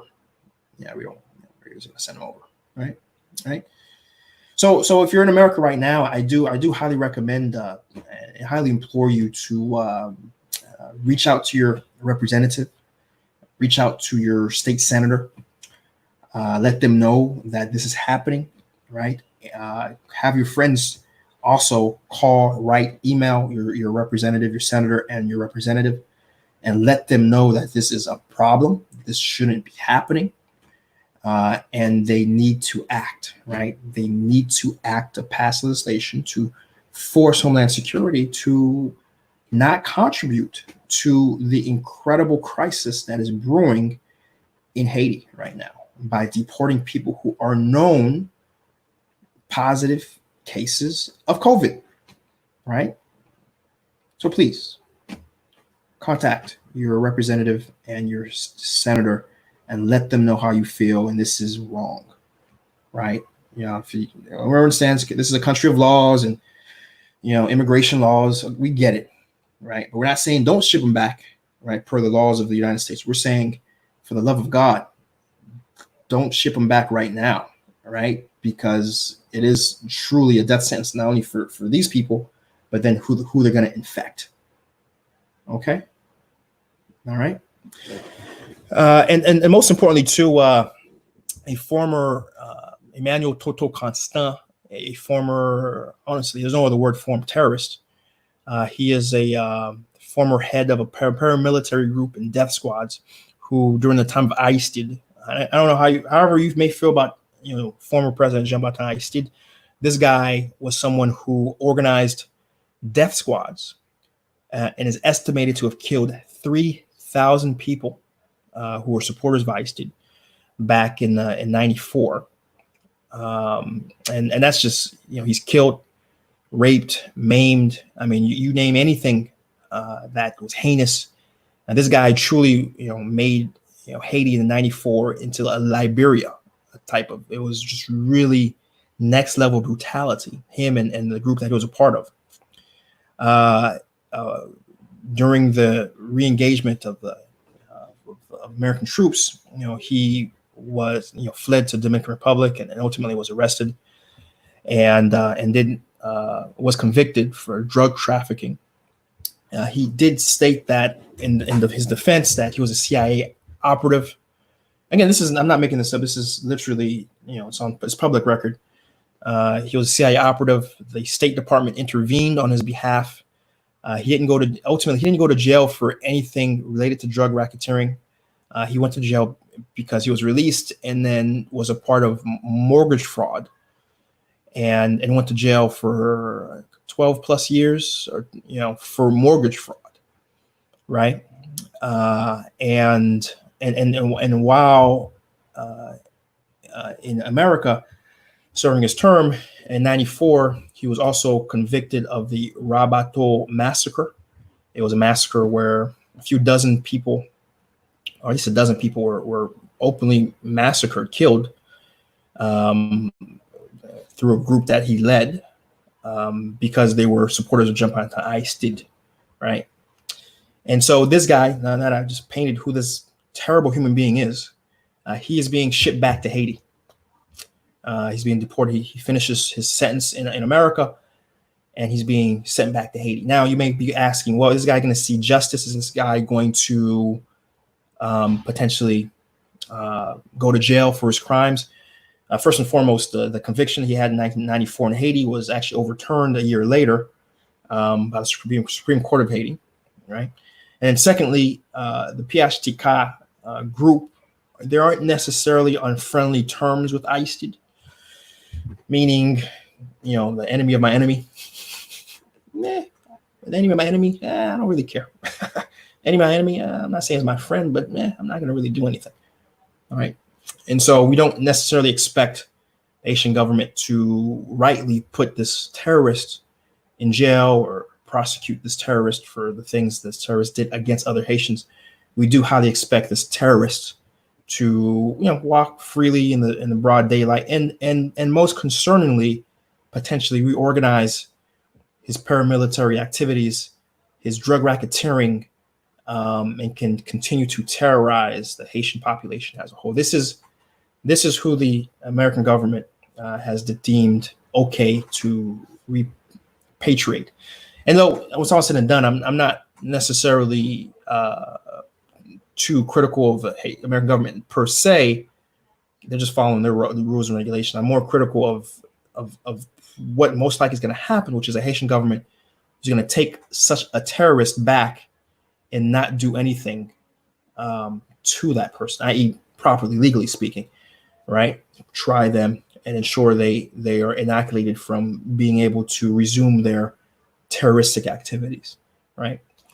So that's something that needs to be known. We'll keep a very close eye on Mr. Constant and see, hopefully, that he does see some justice for the very terrible, heinous acts that this terrorist did do to the very vulnerable in Haiti in a very vulnerable time, right? So let's see what folks are saying here in chat. Let's see. So LPN 2019 working class says, I'm rather right wing. I'm not political, man. I'm sorry. I'm not political. This isn't a political show, right? I'm just telling you what she is. She is very extreme leftist, extreme conspiracist, Illuminati sort of, what's that famous group people love, the Rothschilds, backhand, invisible Bill Gates is trying to vaccinate the world and kill every black person, sort of conspiracy theorist, right? That's all.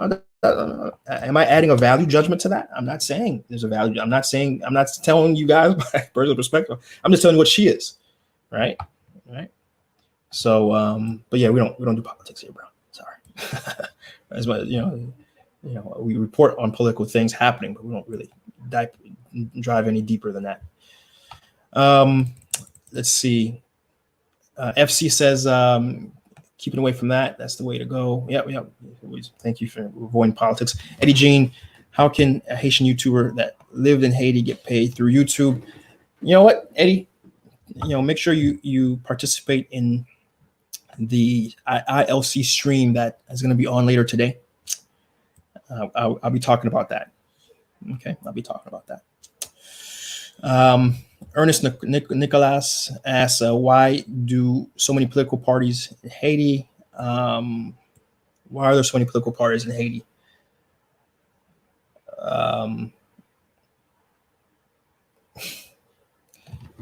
So there's no easy answer to that, right? We do know why there's so many few political parties in America. It's a winner-take-all system, right? So the winning party, has all the, and the only way to actually get legislation across is to have 51% of any particular bill. Haiti, there isn't necessarily a incentive for a few parties. In fact, there's a disincentive. There's an incentive to have your own party, because the Haitian, a lot of poor countries do this actually, but Haiti is one of them, where the top 3 or 4 parties that have seats actually get money from the Haitian government to help facilitate their political party. So in fact, you have an incentive because of the money you're going to get if your party has just so many seats from the Haitian government to create your own party rather than stay in a party, to create your own party so you can have more control and more of a share.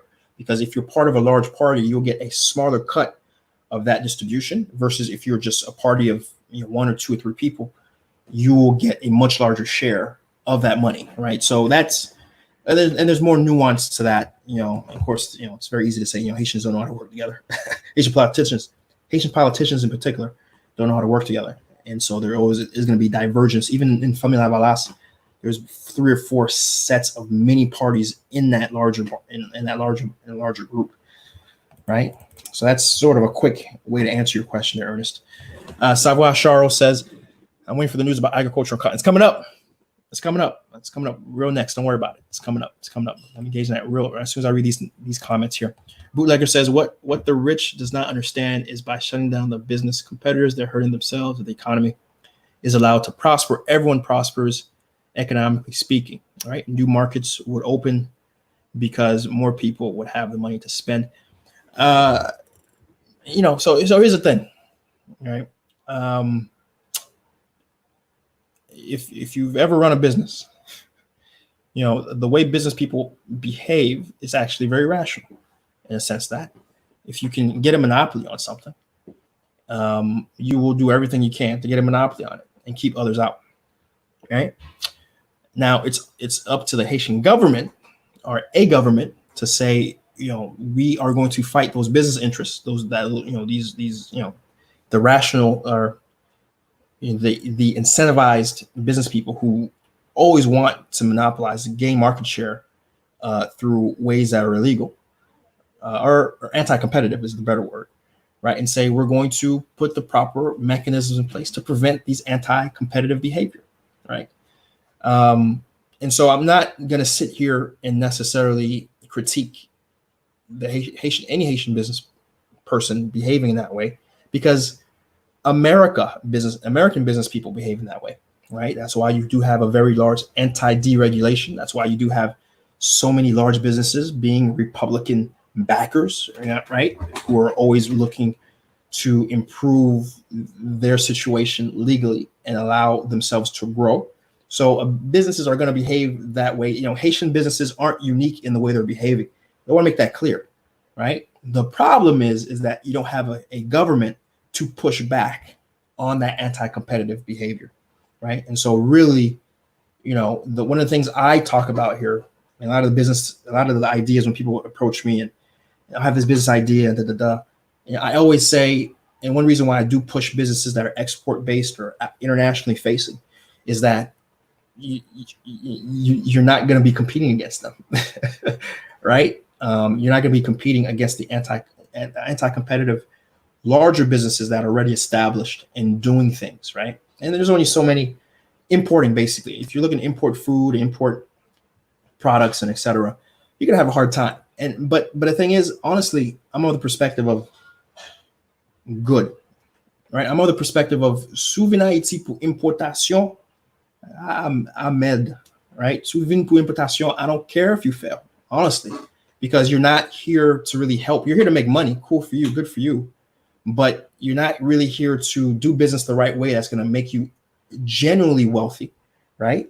You're not here to do business in a way that is going to help the country, right? Doing business that helps the country is taking what we have inherently here and getting it out to the world and abroad. And it's not a particularly difficult exercise. Coral Essence is doing phenomenal. They're taking Will Masqueti, the same Will Masqueti you grew up doing, the same Will Masqueti that you've been using to for every little ail and ache and hair and all that, and they're actually built a fantastic business, right? A fantastic business exporting out to the world, to the point where they got a Shark Tank investment, right, of hundreds of thousands of dollars. But why couldn't you guys do that, right? Too many folks sit here and complain. I got that business IT. Say good yo, y'all bloco, blah blah blah, to all this shit, all this crap, and yet, hats off to Eve and her husband to prove that. Listen, c'est caca boy. You're talking crap. You don't know what you're talking about. There are ways to structure business and be exceptionally successful, and you will not run against these evil families that are sitting at the port, blocking any activity, right? And that's my point, and that's what I try to get across every time I get the opportunity to get it across, right? Open the right businesses, and you won't face these people who honestly, they do exist. I'm not even going to front with you. They do exist, but there's things you can create that don't run afoul of them. Okay. Sabrina Samzi says deporting people who are COVID positive is biological warfare. You know what? I'm not going to dispute that. It's problematic. And if there was an entity to hold the U.S. accountable, they would be held accountable for what they're doing. Sony Prosper says, reach out to grassroots activist groups like Haitian Bridge, who are doing all things CJ just said in reference to American government deportations. Yeah, there's a lot of groups who are doing important work. Offline, I'm part of a group or two that are actually also trying to work with American legislators to change the behavior of Homeland Security. And I can tell you a lot of work has been done, but at the end of the day, when you have Trump in office and you have a Senate that's dominated by Republicans who don't like immigrants, it's hard to really get any traction. And so that's why it's so important that we vote. That's why it's so important that this election, whatever your personal gripes are with Biden, whatever he may not have said to Charlemagne yesterday or the day before, it's important to get Trump out of office, and it's important to get Republicans out of control of the Senate, especially for Haitian, so that then these deportations can stop, right? Because in November, COVID will still not have a vaccine, and it'll still be a problem. And if these deportations continue, it's not going to end well, right? And so, when it all comes down to it, we're not a political show, but everything does lead to the government, and not just the Haitian government, but the American government. And why it's so important that you have to vote, right? You have to vote, right? If you're not voting, and I'm talking about Americans, if you're not voting and you're sitting here and you're criticizing the American government and they're doing this and doing that, you're part of the problem. You are a part of the exact problem to why the American government can just freely deport COVID positive Haitians, back to a country that cannot support even a single COVID positive person. Honestly, well, a few hundred positive COVID people, because you're not voting and you're allowing Republicans to win the majority, and they do what they want, which is what you're seeing, right? All right. But again, we're not a political show, but I'm just informing you, for those who are all gung ho about politics. Actually, I like to know the last time you voted in an election. Shots fired. All right. Let's see what folks are saying further. Road Bank approved a $56 million grant. Yeah, we talked about that last week. What many? James Smith says, "Hey guys, have hand sanitizers for sale. The friends would be your product. Dimitri Vorb kept Haiti in darkness so long, right?" I don't know what you're talking about, James. I know right now Haiti is experiencing one of the worst electricity crises it's ever seen. In fact, I know my office in Haiti has gone almost a week and a half with no electricity. So I think it's important, James, to inform yourself before you just spit out, the same stuff very uninformed people would spit out. Because right now, as we're sitting, the Haitian government took over the power plants of the the Dimitri Vorbs and the evil octopus people who were, sucking the life, all the bylines. But as we're sitting here right now today, Haiti is experiencing the worst electricity output performance it's ever seen. So yo di negla da von blackout, kounya la nou vwèman nan blackout Haiti, kote moun sa yo. Right? So James, I'm not sure if you live in Haiti or not, but And you tell me how the electricity situation has been since Jovenel has taken over the e-power and other electricity facilities, brother. So Obama bootlegger follows up. Obama deported even more, but it just wasn't demonized by the media. Just saying, I'm not even a Republican. Obama wasn't deporting people during a pandemic that's untreatable. It's not apples to apples, man. You know what I mean? And I'm not sure Obama would have been deporting people right now, right? I'm not sure. You know, I'm gonna say the fact is there wasn't a pandemic shutting down the entire world's economy because there's a virus that has a very high kill rate, right? So let's move forward. Agriculture. Lots to talk about in agriculture. I know folks are waiting for me to talk about it. Let's talk about it. First and foremost, the FAO has set aside $900,000 to help farmers' local market production. What is the FAO? FAO is an arm of the UN, specifically geared to helping food production and issues. One of the big issues that they're really putting a lot of money towards is helping, stem what I've talked about. There's been massive droughts, massive disruptions because of Paylock, massive disruptions now because of COVID-19. And most of that money, almost 500,000 of that money, is going specifically to help farmers with seeds, and seeds of a lot of different things, maize and a bunch of different things, in addition to helping them with irrigation and training. Right, so a massive push, and these are happening across the country, in the South and in the North. This money is going to, and very quickly, very aggressively, going to help with helping stabilize the food market in Haiti and doing it the right way, which is very important. The next news story has to do with the agricultural response plan of the Minister of Agriculture. Right, and the full name of it is the Minister of Agriculture, Natural Resources, and Rural Development. I'll just call it the Minister of Agriculture to keep it real simple. Right. In addition to the Department of Agriculture of the Department of the South, in addition to 7 suppliers of regional seeds. For those who don't know, a lot of the seeds that farmers use, they are purchased, or distributed more specifically, by 7 suppliers of seeds, and so these seed suppliers are being juiced up, provided additional capital, additional funds, additional resources to produce more seeds, right? And have signed the first series of contracts amongst the Minister of Agriculture, these seed providers, to really help not only provide short-term food supply locally, but more importantly, provide capacity to the farmers to produce more. What does that capacity look like? We're looking at 8 tons of corn seed, 17 tons of seed peas and seeds. We're looking at 1,000 pots of seeds from Congo, from different Congo, and then those kidney beans, right? And then 5 million potato cuttings. And these potato cuttings are, if you don't know anything about potatoes, how they grow, you just cut them, you just put a little water in them, and then you put them in the ground, and they start producing more potatoes, right? And same thing with carrots, right?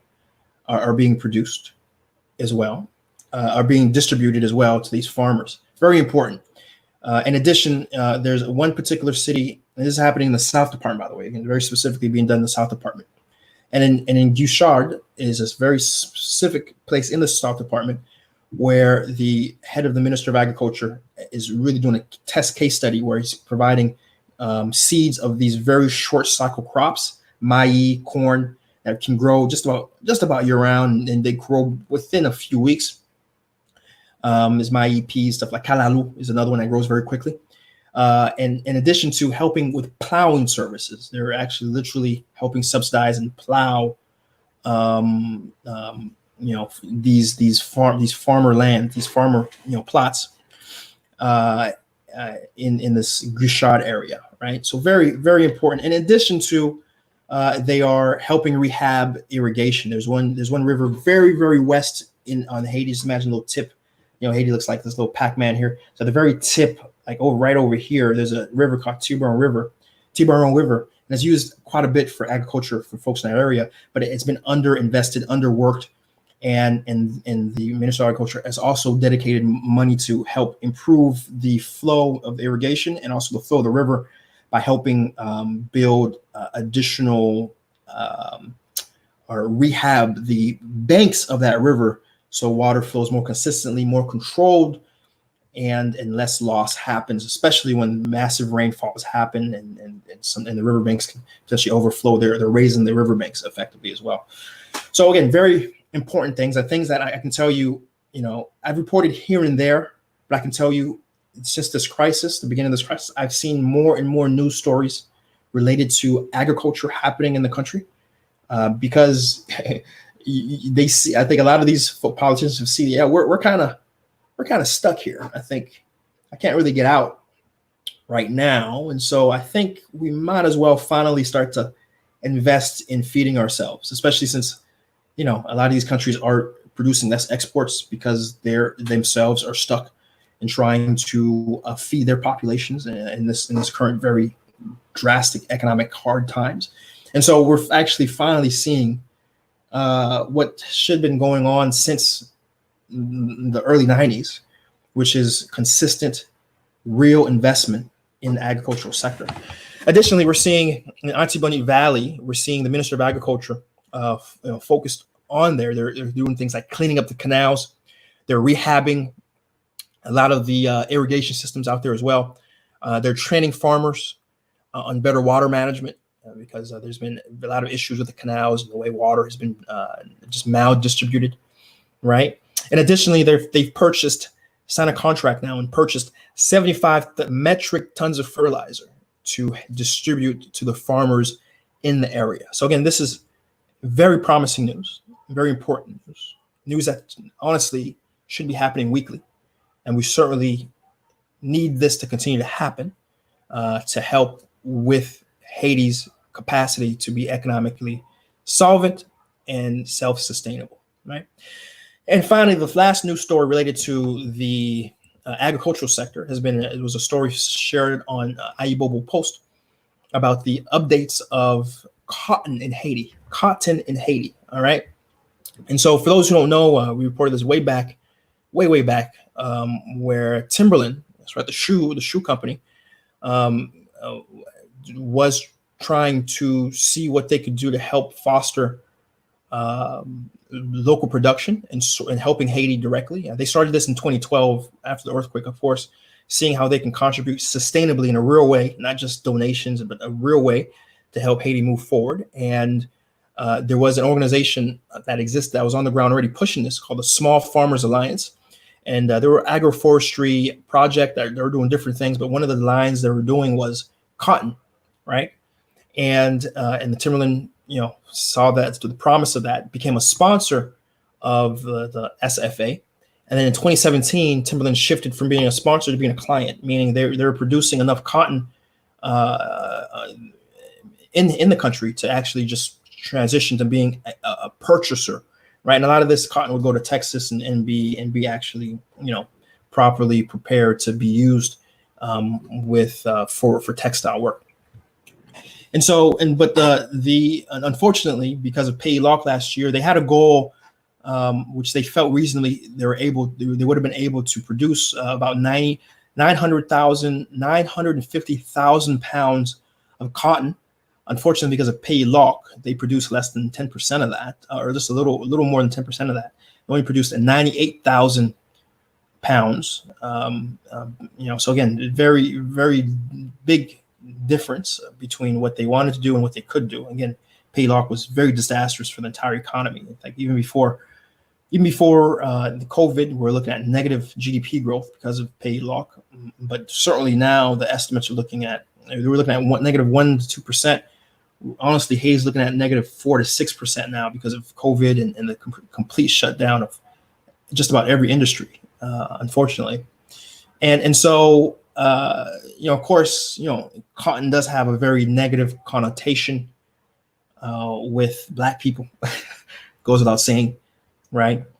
But I can tell you that, if you take a step back and understand that in Haiti right now, the biggest exporter of product that Haiti ships out is what? textiles. It's because of the Hope Act, Haiti has a lot of clothing factories where Hanes and a lot of big brands purchase their clothing, and the clothing gets made and then gets shipped back to America. A lot of that cotton, for the Hope Act to actually work, a lot of that cotton or the inputs actually do have to come from America, but only a percentage though. About don't quote me on this, but somewhere around 70 to 60% of the material being used in the clothes being shipped back to have preferential treatment, right? So the other 30% could come from Haiti, right? If Haiti had enough mills, aren't you IG? So guys, by the way, those who are watching on Instagram, it's about to be timed out. I'm going to reboot it up. Okay. And so, I want to finish this news story before I do that. And so it's gonna just go watch me on Facebook and YouTube. Those who are watching Instagram right now. Okay. And so it's important, even though even I feel a little funny about, cotton and engagement of Black folks in cotton. I do still feel a certain type of way, but when you understand the potential integration, of cotton into the very mature industry of textile production that happens in Haiti, it could be a potential game changer, and particularly in developing the agricultural sector for the country. All right. In addition to, it's not just about cotton itself, but cottonseed. I don't know if too many folks know this, but cottonseed is something actually that can be used for cooking. It's like a cooking oil, like canola oil or virgin vegetable oil.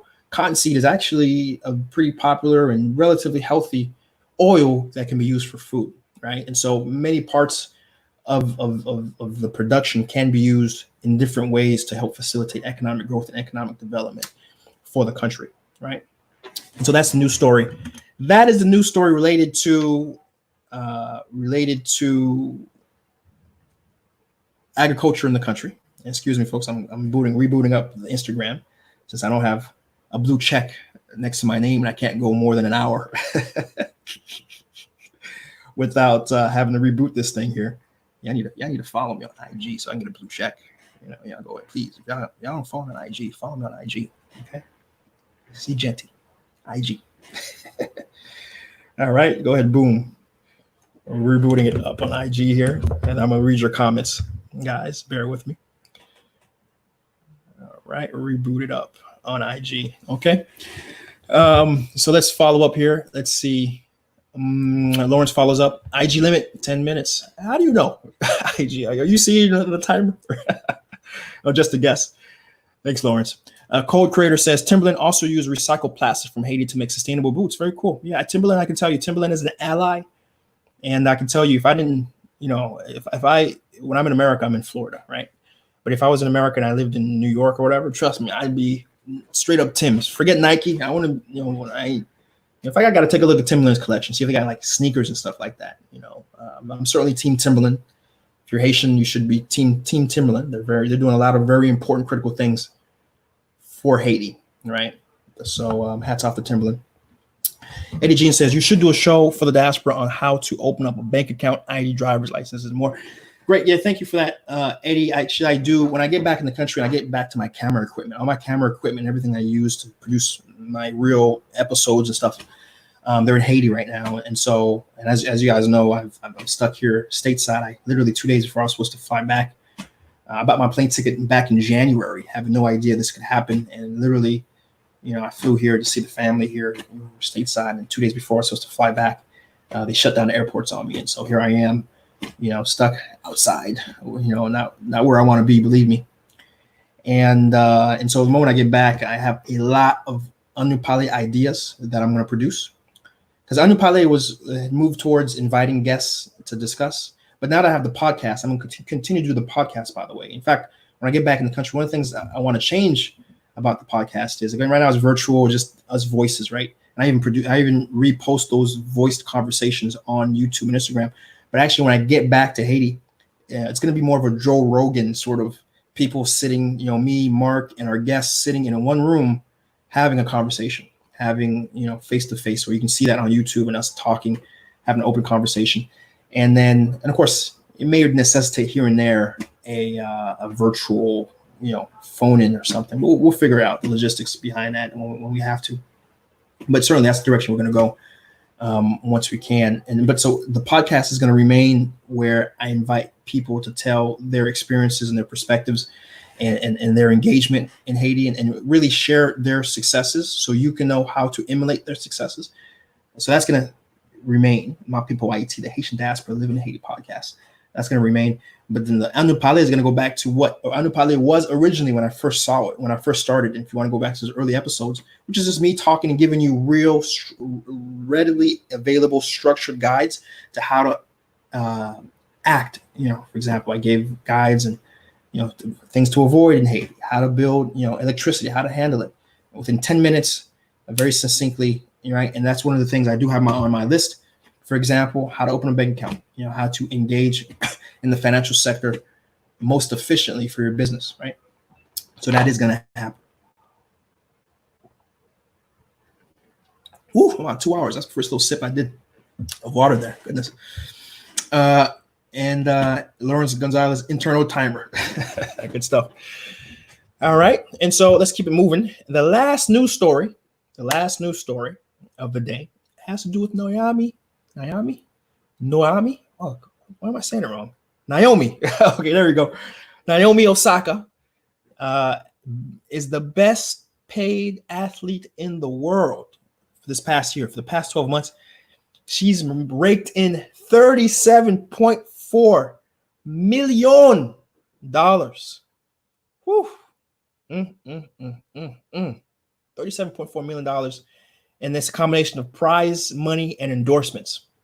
Nike, her endorsements include Nike, Nissan, Yonex, which is a very large Japanese company. And so, hats off to her. She is the real deal when it comes to representing Haiti. She, in fact, in Jacmel, she has a school. Her family has a school in Jacmel. I think her father is Simon Jacmel Lié. And so they have a school out there. And I also believe she also has like a tennis program at that school. She's been in the country a few times, in fact. And she's actually even did a camp in Haiti relatively recently. I think early last year, I want to say she was in Haiti. And so, of course, as always, she's someone that always represents Haiti. She's always quick to correct people and let them know, because they like to say, oh, she's Japanese, or just maybe saying, oh, she's African-American. But no, she's someone who's, oh, I'm Haitian. My dad's Haitian. I'm Haitian. And wears the Haitian flag and what it means to be Haitian very proudly. And so it comes with great pride for myself to share that. She's been, leading the charge in the tennis world, and the money. Show me the money. She's been showing the money. She's doing great work. And of course, and I say this because I know that these successes will eventually lead to more engagement on her part in Haiti. I know for a fact some of this money is going to go to that school in Jacmel. It's going to go to Haitians, real Haitians in Haiti, whose lives are going to be improved because of it. And how many Haitians do you know, who say they're Haitian and they throw the flag on their back and they but ask them what they're doing in the country. Ask them how much of these dollars have actually went to improve the conditions of any amount of Haitians in the country. And that's how I value. That's how going back to how I started this stream, May 18 being really needs to be a day less about putting a flag on your back and posting, hey, I'm Haitian, and putting something on your social media saying, hey, I'm Haitian, and yeah, Desaline. It really needs to become a day of action. It needs to be a day of what are you doing to actively engage, right? And it could be, honestly, I'm not telling you to go to Haiti. Going to Haiti isn't for everybody. But are you buying Haitian products? I can, if I didn't, I could go in my bathroom right now and I can show you my little thing of Creole Essence, right? I can show you my Creole Essence. I'm buying Haitian products. I can go in my coffee thing in my kitchen right now and show you my Rebo coffee. that I purchased between Reebok Coffee and Singing Rooster is another one I like a lot. My Singing Rooster coffee, right? I'm buying Haitian. I'm supporting Haitians in Haiti by purchasing whenever and wherever I can purchase products that come from Haiti. I do it, and honestly, that's enough. Like honestly, if Haitians in the diaspora did that alone and made a conscious effort to go out their way to buy Haitian made in Haiti products, food products, Creole Essence products, things of that sort, that alone would be a game changer for helping get Haiti, moving Haiti across the finish line in terms of development. That alone, right? And of course, taking it to that next step, which would be encouraging people to actually vacation and go to the resorts. Because again, you've seen what I've shown you guys in terms of resorts between Decameroon and between Wahoo Bay Beach and all these places. Spend your dollars in the country, and experience in the country, and re-engage in the country in that way, and encouraging your friends to come and do it. Because I can tell you, listen, you guys can, some naysayers might be listening to me say, man, Chris, I've been to Haiti. It's a lot of, but I can tell you something. Let me tell you something. I find it very problematic. Okay. And again, I want to be clear. I appreciate anybody who comes to Haiti and spends their dollars. Let me say that first and foremost. But I find it problematic when I go to these resorts, our nicest hotels, maybe Kinam, Caribe, may it be Decameroon, may it be Wahoo Bay Beach, may it be Moulin Sumer, and the majority of people who are enjoying our beaches, the majority of people who are enjoying the freedom that our Dessalines and Louverture fought for don't look like us, right? Nothing's wrong with that. But I'm just saying, if they can come to the country and enjoy our beauty and really leave the country and say, man, this is a great country, man, so much potential. And they spent a week enjoying our sun and shade and our mangoes and our sugar cane and having a great time. What's stopping us Haitians, ancestors of people who fought, put their lives on the line to allow us to be the first Black republic to ever exist, slave fought republic? What's stopping us from enjoying the fruits of that labor? Right? That's all I'm saying. Crucify me if you want. Crucify me. That's all I'm saying.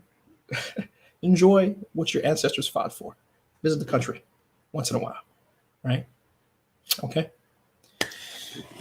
So let's see what we have here. Let's see. Petrage Tenace crickets. I've been saying the same thing for years, fam. All right.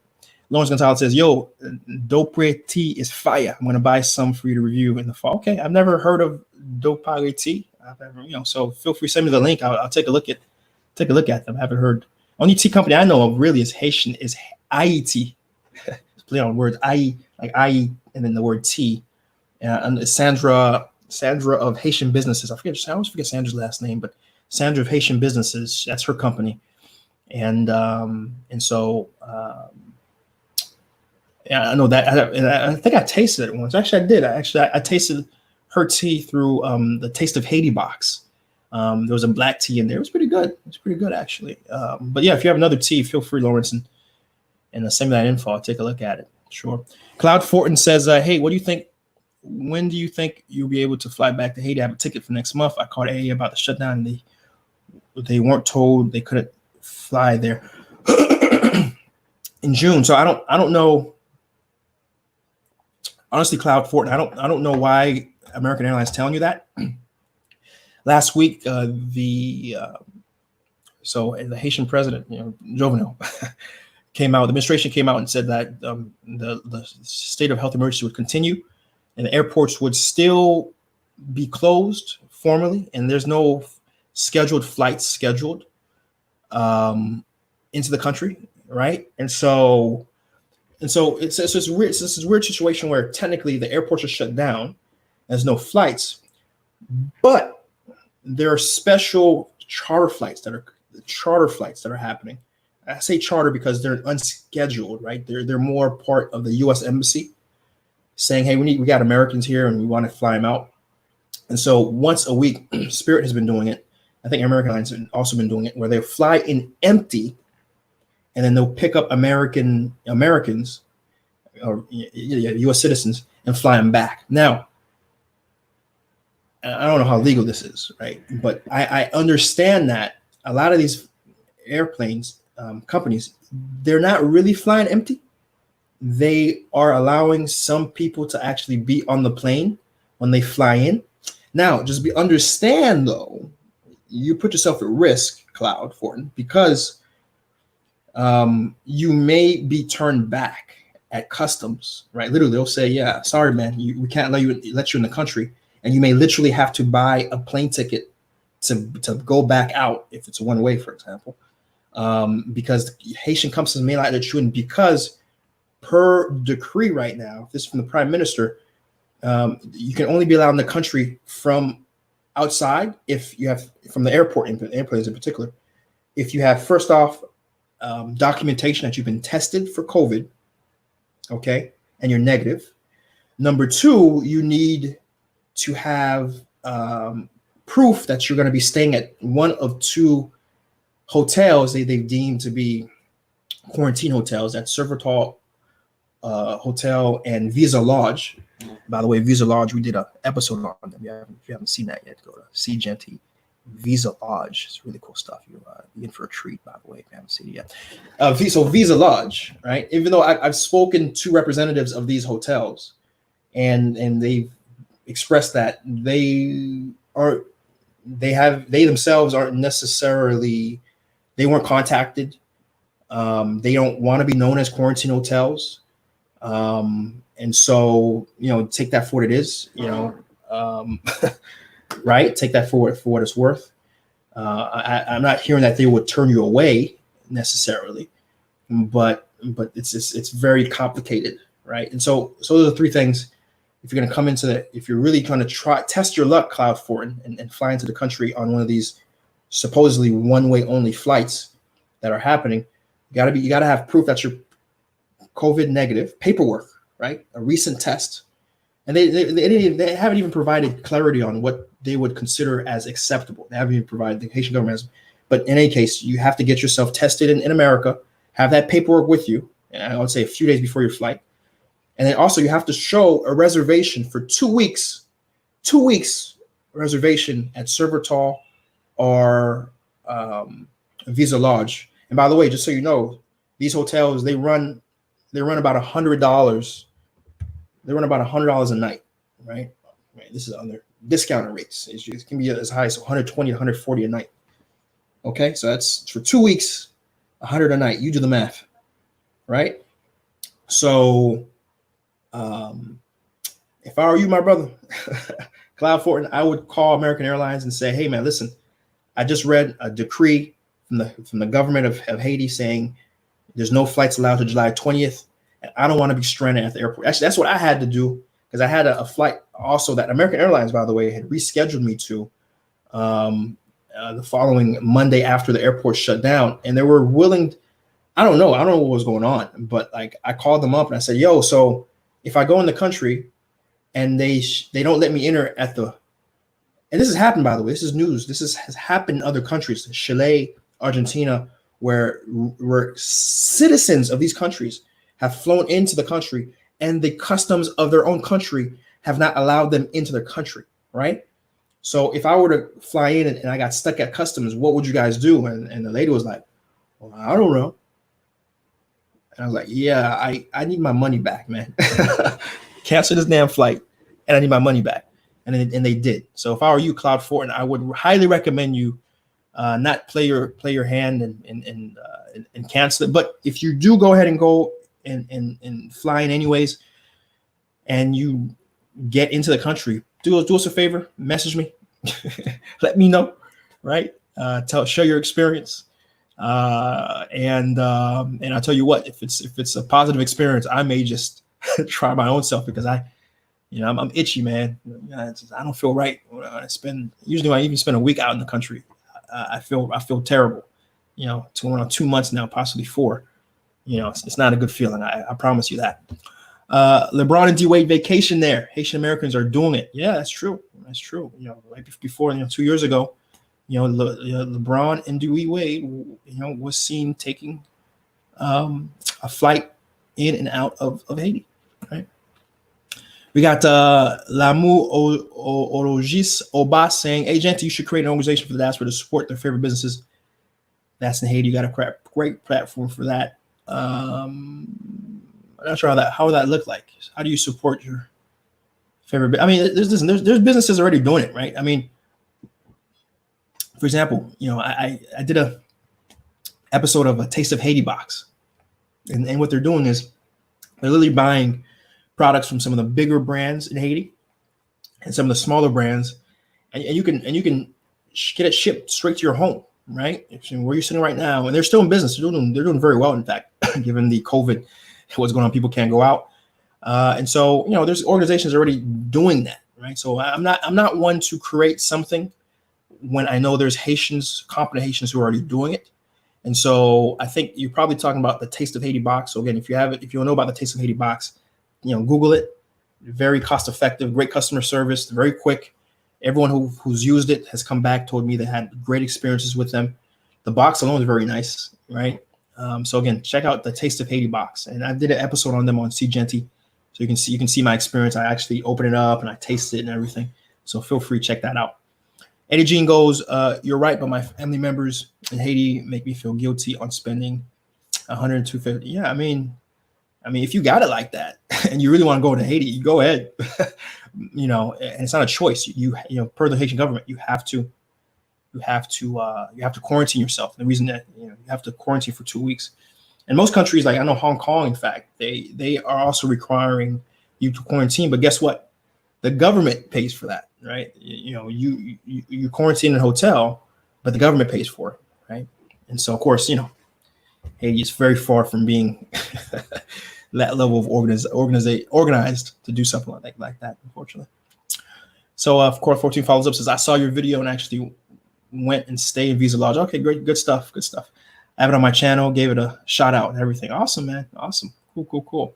I'll take a look at your channel and look for that shout out then. I appreciate you resharing and talking about it. I appreciate it. Thanks, brother. Much love, much appreciation. And Bijel Bell says, "What is my story? How did you end up doing this?" Welcome, man. It seems like you're new to the channel. First off, I hope you're subscribed. It's very important. Second off, the best I could tell you about my story, but it'll be so much better if you learned it through watching my content, right? So if you're new to the YouTube C Genty channel and family, welcome. Happy to have you. If you go to the homepage of the YouTube C Genty channel, very well organized. A lot of the content. We have a lot of different stuff we got going on here. We got droning in Haiti. We got driving in Haiti. I even got walking in Haiti. And then we have Haiti Biz Spotlights, where I go to different Haiti businesses and we highlight the exceptional stuff they got going on. And additionally, we have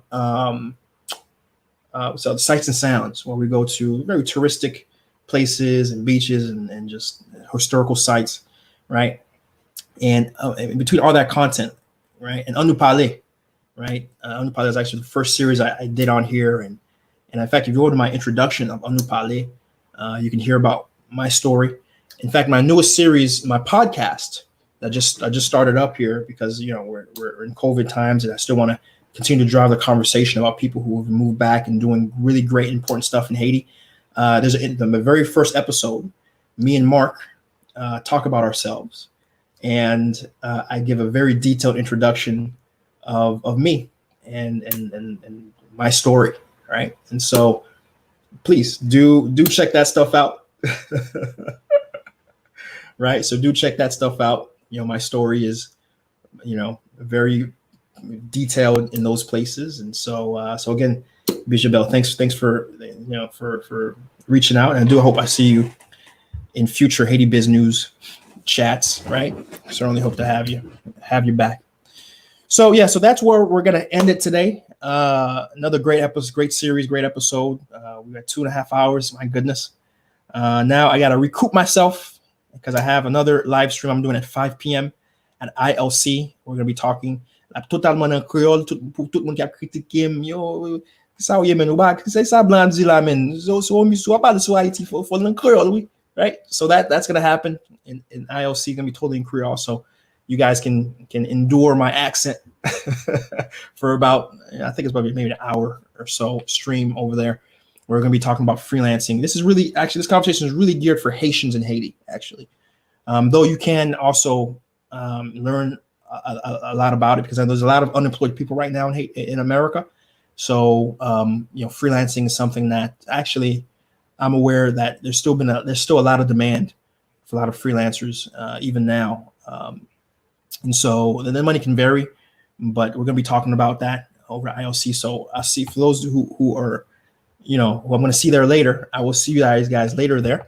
And of course, my usual exiting stuff I have to say, if you're not subscribed yet to do Suchi Genti, do subscribe. I have a lot of content. I've done so much that a lot of people haven't seen yet, and though I've been very happy to have a pretty large influx of new subscribers, I've been very surprised. I've been having my largest amount of channel growth within the past few weeks, and I'm getting videos that are really just blowing up. So it's really cool to finally start seeing some of the seeds I've planted starting to grow into trees. So it's really cool. But of course, if you're new to the channel, do subscribe, do check out that content, share whatever you like on my channel. Please share it, with your WhatsApp, on your Facebook. Let the word be spread. There's a guy really working damn hard on his own dime to change the narrative of the country, and together we can be a part of that narrative changing. Of course, the podcast that I just mentioned, we're on everything. We're on Facebook and Facebook. We're also on Spotify. We're on Apple Podcasts. We're on everything you can imagine. We're on every potential thing. So if you haven't subscribed to the Mop Pimpo IT podcast, make sure you do. We're dropping, we're meeting and interviewing some really cool people, people who are impacting. And listen, those who are still here, who are watching from the beginning, I'm going to give you a treat. I'm going to share something with you guys. Okay. I have an upcoming guest. I'm really excited about this. I have an upcoming guest in about 2 weeks. So for those who don't know, there's this documentary that is blowing up right now amongst the Haitian community and non-Haitians. It's on Amazon Prime, La Belle Vie, created by Rachel Salnave. And this is, if you haven't seen the documentary, please, guys, stop what you're doing. It's on Amazon Prime, La Belle Vie, right? The beautiful life. And it's about a Haitian diaspora person, basically, who decided to try to re-engage with her country culturally, and helping, humanitarianly. And she shares that experience of her family leaving, Haiti, and then growing up, really just hearing stories about her grand Haitian life, and then re-engaging, back into Haiti as an adult, even when her parents and older people were saying, don't go to Haiti, but she still re-engaged. And again, found that Haiti has incredible potential, and she's had the chance to really be impacted herself, in addition to the impact, but also sees that there's a lot of work Haiti needs to do to improve itself. And so it's really, if I could do a movie about my experience, pretty close to it, that's what that movie would have been. And it's on Amazon Prime right now. If you haven't seen it, do make sure to go check it out. So my little preview for you guys is that I'm going to have her on the podcast very soon, right? I'm very happy, very excited to have someone like that, who's using a much larger platform to tell the story of Haiti and Haitian diaspora and the potential for re-engagement on my podcast. So again, if you're not following the podcast chain just yet, I mean, we're only getting started, man. We're only getting started. We've got some real impactful guests that are going to be coming and doing some really cool stuff here. So again, definitely follow the podcast. And this conversation, this whole entire episode, it's 2.5 hours long, but listen, there's folks who would appreciate this conversation we had today. Everyone who contributed to this conversation. Don't you want people to see your input, right? The people, who you feel would potentially gain from the conversations we had today. If you agree with me, share this. Share it on your Facebook. Share this stream on, your WhatsApp, right? Share it. Share this episode of Haiti Biz News, right? Let's get the word out, that there's qualitative information sharing happening. Let's get the ROI, return on information, up to its maximum capacity, right? And of course, we are going to be here every Sunday, 11 a.m., right? Unless God willing something happens, but at 11 a.m. we'll be here. So for those who didn't catch it got it late or came in late, just understand we're here every Sunday, 11 a.m., breaking down the news. All right, guys, listen, I appreciate you guys, everyone who's stuck around the entire time. You guys are the real MVPs. You guys, I don't get paid a penny for anything I'm doing. You know, the encouragement I get is you guys tuning in and listening to this guy talk and talk with you guys. So I appreciate you guys. You guys are so value added, so important. And listen, until we're back at it again, we'll be back at it again. ILC channel. Okay. In about 2 hours. Okay. Peace.